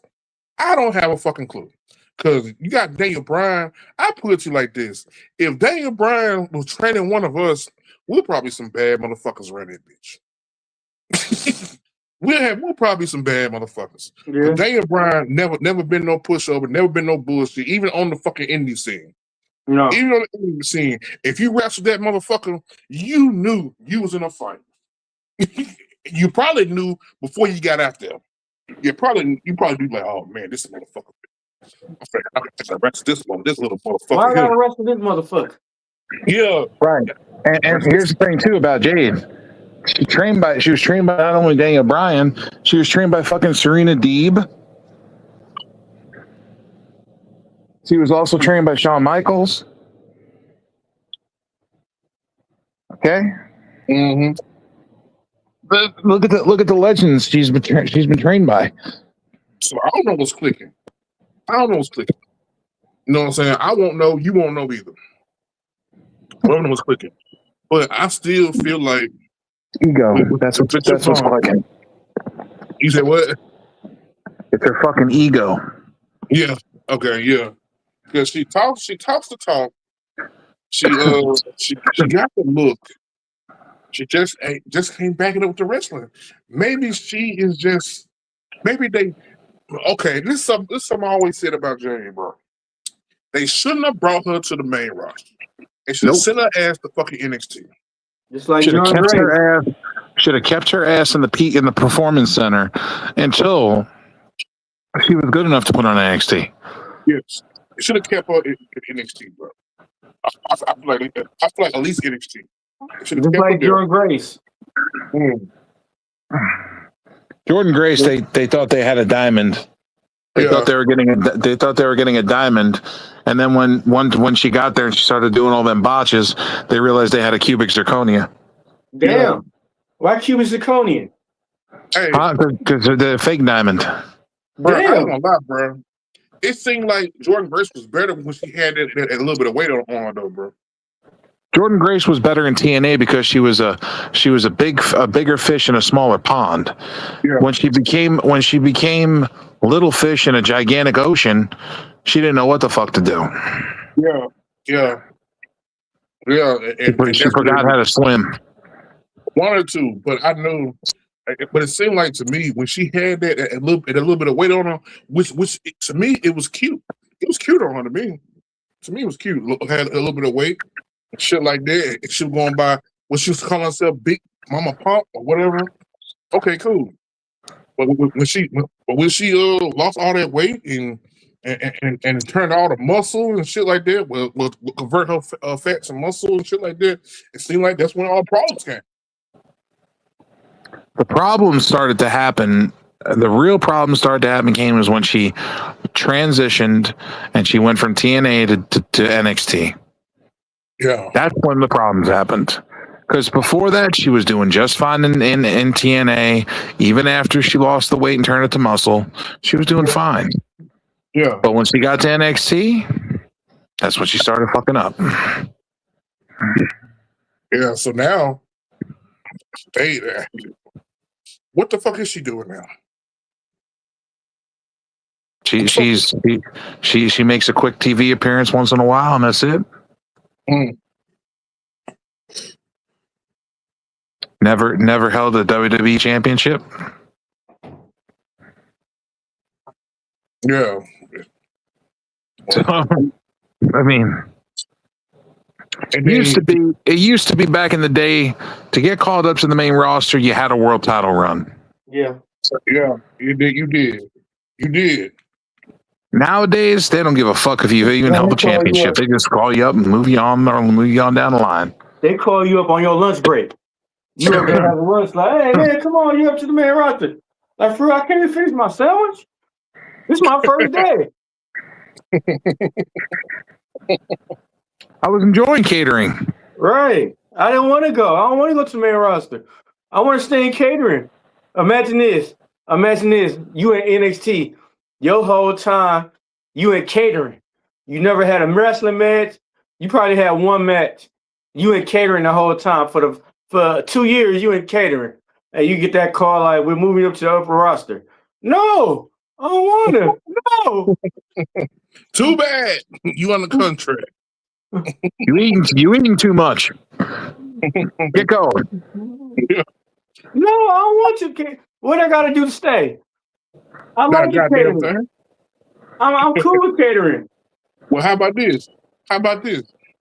You take your ass to go cater at a goddamn a lunch cafeteria. How about that? You're going up, or you had breach of contract. Well, either way you want to do it. Can I stay in catering if I get called up? How about you cater your ass onto the unemployment line if that's the case? Yeah. Can I stay in catering if I get called up? No. Main roster don't get catering. They took that away, remember? Unless you're getting buried. Remember what Kevin Nash said? All they had was some chips. Yeah. Hall of Fame ceremony. All they had was chips and some water. Damn, I'd have been mad. He said they had them standing around for like 12 hours with nothing but chips and water. That's wild. Yeah. That's super wild. That's disrespectful, is what that is. That is. Hey, imagine if DoorDash was around that time. Man, I'll be door dashing, bro. If it wouldn't be no chips for me. It was. That was the Hall of Fame ceremony from this past year. I still would have DoorDash. I'm like, oh, Man, y'all want to feed me? Okay. I'm a DoorDash in 3 states. He DoorDashed. He did DoorDash. He used DoorDash to get a meal, I think is what he said. Hey, I'm gonna go to Longhorns. I'm gonna give me some 2 big old steaks. I think that's what he ordered, actually. For real? Yeah. Probably got 2 big old steaks. Yeah, I'm gonna eat the hell out of this shit. Give me some mashed potatoes. I'm gonna get all this shit. I'm eating number carbs. Man, what? Number carbs. You see Kevin Nash. Yeah. Dude shredded. Yeah, especially Pete Kevin Nash. No, he's shredded now. Oh. Like in his 60s, he's shredded. Shit, look at Billy Gunn. I know. Kevin Nash too, bro. Kevin Nash ain't wrestling no more. And Billy, I don't know what the deal with Billy. Billy said his old ass down somewhere, but Billy in fucking phenomenal shape. Like, Billy, come on now, bro. Billy's on bodybuilder status. Man, what? Billy said, y'all got me fucked up. I'm be working out till the day I die. Billy's like, oh, you don't think I could do it? Okay, I got something for you. Yeah, Billy, man, I can't believe he that big still. He made Goldberg look small. Dude, they had a picture of him. He was standing next to Arnold Schwarzenegger. He's bigger than Arnold. Yeah. It's a big ass dude, bro. He's bigger than Arnold Schwarzenegger. Man, that's crazy. I was like, damn. Billy Gunn, huge. Man, for real, what? You like, damn, this big ass dude right here. This motherfucker big. How old are you, Billy? 65. How old you are? You what? You like 1 year away from your AARP card. Man, I'm still look good when I get my ARP card. That motherfucker still probably benching good weight. And imagine you pulling up to the light and you talking shit to him, he get out the car. And he realized how big this motherfucker really is. They said Billy is really fucking big for real. No, he is. Like I said, I saw that picture of him and it was him and another bodybuilder guy that's a friend of his, and they were standing outside the gym with Arnold Schwarzenegger, and Billy looks like he's double the size of Arnold. Yeah, I know he probably taller than Arnold. He was. Ooh, wait. But Billy always been a big ass dude though, but. No, but he was never that big, bro. He used to be skinny as fuck. Remember when he was with the Smoking Guns? Yeah. Oh, yeah. He was. Yeah, he was skinny. Even with the New Age Outlaws, he was skinny. No, he was still kind of big with the New Age Outlaws. It's just because he looked big because Road Dogg was fat. It's just probably right. But then when he became the one Billy Gunn, you start seeing a little more definition. Right. You start seeing a little more definition. It was like he was more into that gym then, and it seemed like from that point on, that motherfucker been on it. We're like, Billy, hey, bro, you ain't gotta work out no more, bro. You just chill. Be like, fuck that. Fuck that. That motherfucker probably taking PEDs and shit, like taking tons of PEDs. He's probably taking all kinds of shit. Probably he made Goldberg look small. Yeah, Goldberg. Goldberg's still pretty big though for an old man. Hey, I wouldn't want to piss that old man off. Now Brock, on the other hand, that's going to be a big motherfucker till the day he dies. Always, country boy. That dude is big as fuck, and he ain't gonna get any smaller. And he's about to be 50. Yeah. Hey, imagine you pulling up on a light and he get out the car. Man, bro, I'm staying in the car. Go get the gun. Well, get the gun. You better have that gun ready and loaded on the side. Bro, Man, yeah, because he gonna chase your ass, and he can't run. I'm pulling off. I'm not gonna sit there and squabble with this motherfucker. Hey, what if No, you tip your car over? no. Got a grown ass man that's going to be able to lift your car up. Man, Yeah. what if you tip your car over though when you try to run? Shit, I take my chance in that car. I didn't take my chances out there trying to squabble with this motherfucker. He's fast too. Yeah, Bro, That's another problem. He's something. fast. I'm gonna tell you something, bro. Ain't nobody faster than a motherfucker that got motivation to get away. man, what? You see Brock and Brock get out the car, you gone. You running red light, stop signs, every fucking thing. You know one thing. If that mother get a hold of you, it is game fucking over. Just don't wear a hoodie, because when he get close on you, he'll grab that hoodie. Bro, you Get gonna your tear ass the bottom of your tires are gonna go bald getting away from that motherfucker. Cause you gonna hit that gas so fucking hard, and you were ready to take a chance of getting a ticket from a police or just getting pulled by the police, didn't get caught by this man. Man, It's like trying to run away from Brock. It's like trying to run away from Mike Tyson. Just think about it. Do you really want Brock to hit you? Do you really want Brock to hit you? His fist is as big as your whole head. Fuck yeah, man, you really what? want this man to hit you? Bro, He's one of the only guys in UFC that they had to custom make gloves for. They had to make the first time they had to make a double XL glove.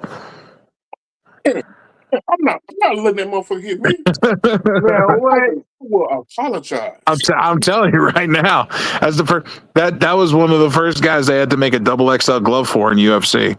Yeah, bro, I will apologize. If you catch me.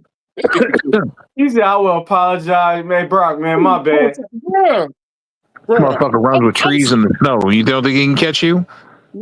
Bro, I'm 6'2". I'm a pretty big dude too.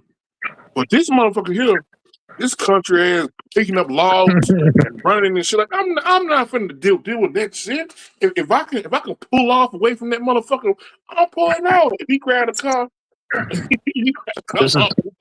This is the motherfucker that puts his wife in the golf cart, ties a rope to the golf cart, puts it around his waist in waist deep snow, and goes for a mile run. Hey, who gonna deal with that? Who gonna deal with that? Only person gonna deal with that is another motherfucker that just as crazy. I'm not dealing with that. I'm not gonna play with that motherfucker, bro. That motherfucker too big. Man, Kurt Angle too old for that shit. He's like, I ain't dealing with that no more. I'm not dealing with this shit, bro. Hey, if anything, I'm gonna have to pop the trunk and hope like hell that the bullets don't bounce off his head. hey, I'm gonna try to put you on a t-shirt, Bucko. At this rate, you better hope them bullets don't bounce off because it's not been tested yet. Yeah, for real. Yeah, for real. Hey, you should fight that man. No. Hey, you shoot some hollow points. You shoot some hollows at Brock Lesnar, and the bitches just bounce off him though. All you can say is fuck. If you shoot him and the bullets bounce off, you might want to keep one for yourself and finish it the humane way. Man, he gonna beat your ass. You better just save one bullet in the chamber for yourself in case those bullets bounce off. Man, that's it. I'm not gonna let that man hit me. I'm not gonna let that man hit me. Cause I already know he gonna hit me and I can't do shit about it. Man, wait. I can't do shit about it. All I can just sit there and be like, not the face. No, you could do something. You could definitely do something about it. You could take it. That's it. And forget it if he wants to get diddy-fied on your ass. Man, don't talk like that, bro. Come on. No, Joe. Basically, he just said you'll wake up with your pants around your ankles. Nah, Joe. If that man tosses your salad, you gonna be changing your tune. Joe, you disrespectful. You wake up with your pants around your ankles and your ass bleeding like water. You know what? This sounds like a good time to stop the show, bro. Stop the show. Stop the show. It's a good time right here. Supposedly we waiting on Krishan. Was that too much? Yeah. That was way too much. That was And way too supposedly, much. and supposedly we waiting on You went Krishan. from Kenny's sitting there like this Right. motherfucker. He's sitting there like he's like this motherfucker. He's like, and I wouldn't have no choice because I wouldn't. There would be no choice for me to do anything but to just take Right. it. Look, no. hey, matter of fact, hey, what if he Brock wakes in you jail. up You in know how this- bad Brock would be in jail? Bruh, he might break out of that bitch just to get to a motherfucker. Hey, imagine him wake you up and then violate you. Hey, Hey, you go wake watch. up. You're gonna watch. It's gonna look like a cartoon. You're gonna see inmates like just flying over the wall. Like Man, what the fuck is going on here? All that shit. Oh, you want to get out Everybody too? leaving. You want to go to jail? You want to get out too? I got you. I'm gonna toss you over here. Man, he gonna chunk your head over the wall. He gonna climb over that bitch. He gonna say, I'm gonna find your ass. What you mean climb over here? He gonna run through it. Oh He ain't shit, gonna climb over. He gonna run through it. You're gonna be king of the jail. bruh. I'm going to another fucking country. I'm going to the country. Hey, He's like, I'm leaving. I rather have my look if I know I'm in another fucking country. Gotta really find me then. This motherfucker gonna whoop your ass. Then probably violate you in front of your family, bro. Man, motherfucking! I remember when Mike went to jail. Ain't nobody fuck with Mike. No, ain't nothing. When he told you to shut up, you shut it up. Hey man, y'all shut up. I'm trying to read. It wasn't like that. It was like, hey, shut up, guy. I'm trying to weed. Mike Tyson said, this is literally what Mike Tyson said. I had the best time when I was in prison. I said, who says some shit like that? He got to read Curious George in peace. Man, I ain't never heard nobody say that like that. Dude said Curious George, bro. He got to read his Curious George books in peace.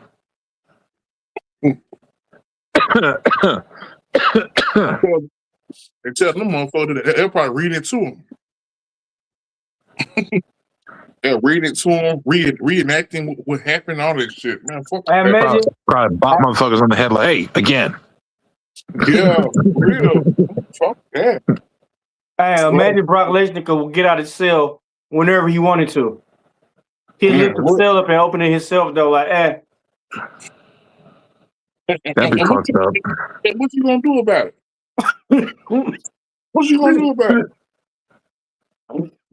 Dude, you got to call all the military. Man, what? You had to call everybody. You had to call motherfuckers from different prisons to come over here. Yeah. Brock's a scary motherfucker, dude. That's like Incredible Hulk in real life. He's the closest we gonna get to a real life Incredible Hulk. Dude, and when they did the first Incredible Hulk movie, the Incredible Hulk in the very first movie they did in like 01, 03 looked just like Brock. I was like, why didn't they get Brock just to play Hulk? Right. You have. Should have less money. We'll save money on CGI. It's a big motherfucker, bro. And then, man, what? And then if you talking about he trying to take some cheeks, bro, your cheeks are taken. You say ain't no fighting. There's no try. If he want, he gets. Yeah, your cheeks there ain't no try, bro. I mean, how many punches you think he's gonna take? One in the face. How many punches you think he's gonna take? I mean, his fist is the size of your whole head. So let's go ahead and just start there. So I mean, it's like getting hit in the face with your head. Yeah, with something the size of your head. Yeah, you take one punch, you done. It's like having a fucking 25-pound sledgehammer hit you in the face. Damn, for real. What you take? You want to take the sledgehammer or you want to take my fist? Give me the sledgehammer.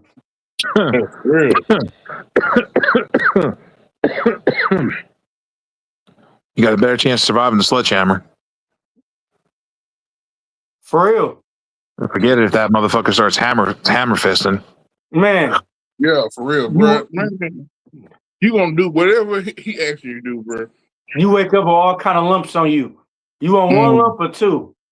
Ric Flair and doing the Car Shield commercial. No. Yep, carshield.com, Ric Flair. Woo! Hey, best believe if I do live after Brock Lesnar beat up on me, I'm not suing. I'm suing the fuck out of him. Hey, one thing about it though, I don't care how big and bad you is, that paperwork gonna be a motherfucker, bro. Hey, it is until he find you and then get rid of your ass. They gonna be looking for you in court like, where's Kane? Kane, where is Kane? Next thing you know, your ass in a farm getting chopped up. That's a man that hunts, fishes, he butchers all his own meat. Let's just make him even scarier. Yeah, for real, bro. It's bad enough he's big and bad as fuck, let alone that he hunts and butchers all his own shit. Yeah. Yeah, and the world see it. The world see it. Mm-hmm. Yeah. That motherfucker could be a serial killer and no one would ever fucking question it. Knew it. Or find it.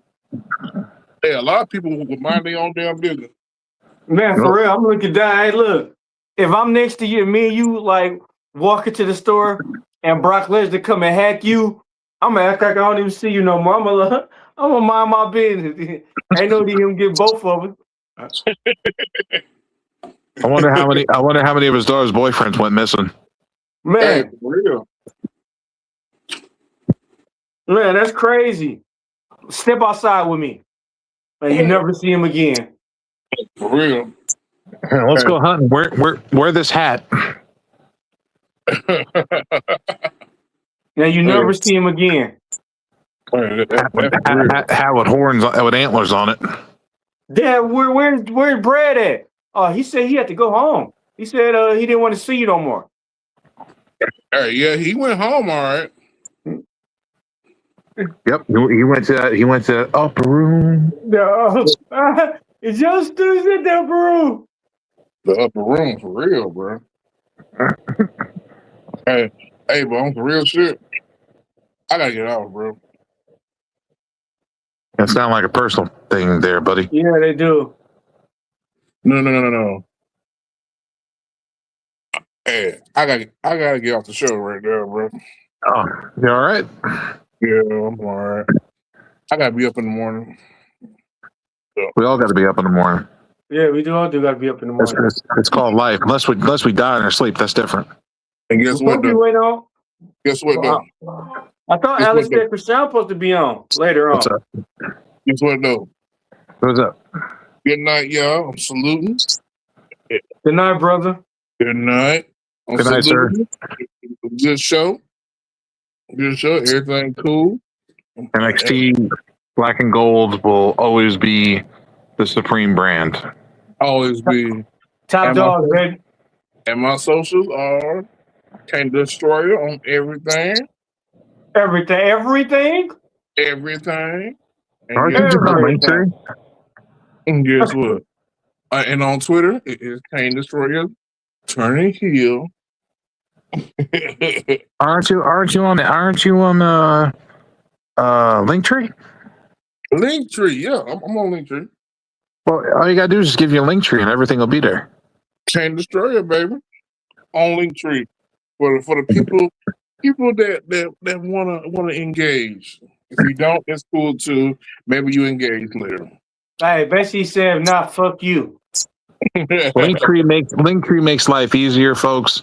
If you go to I know we're all on Linktree. Joe BNCO on Linktree. When you go to the Linktree, it'll have all of our different socials. When you go to our individual Linktrees, our Instagrams, our Facebooks, our X Twitter accounts, our Snapchats, our TikToks, all of it. YouTube, everything will be there on the Linktree, so you can click on which one you'd like to conversate with us at or see our content.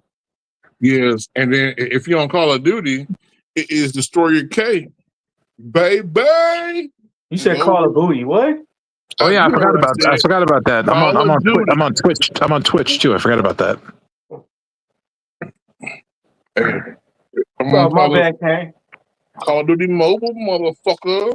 Hey, why don't you stream? Why don't you stream your Call of Duty Mobile on Twitch? No, because I do it on TikTok.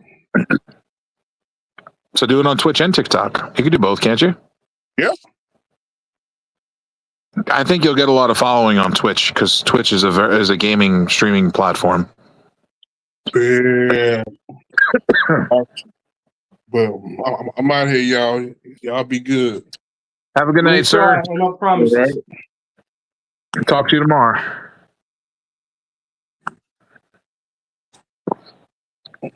All right.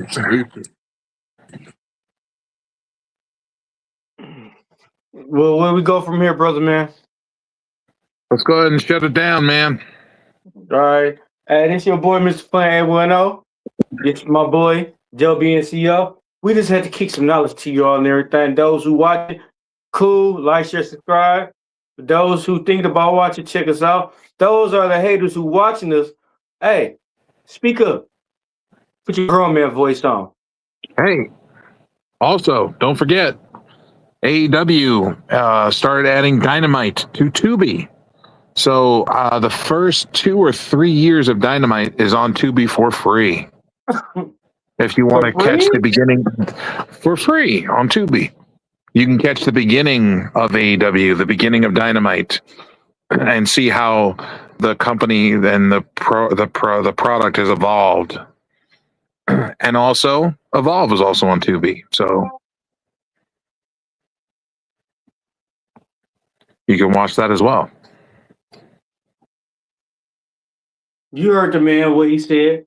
But anyway, we out. Hey, thank you for who liking us. I want to thank the people, our good people, the haters, and all that shit. Hey, keep your heads up. Let's make content better. Let's do better. We out. Yeah. Tony. All right. Hannah, I'm home.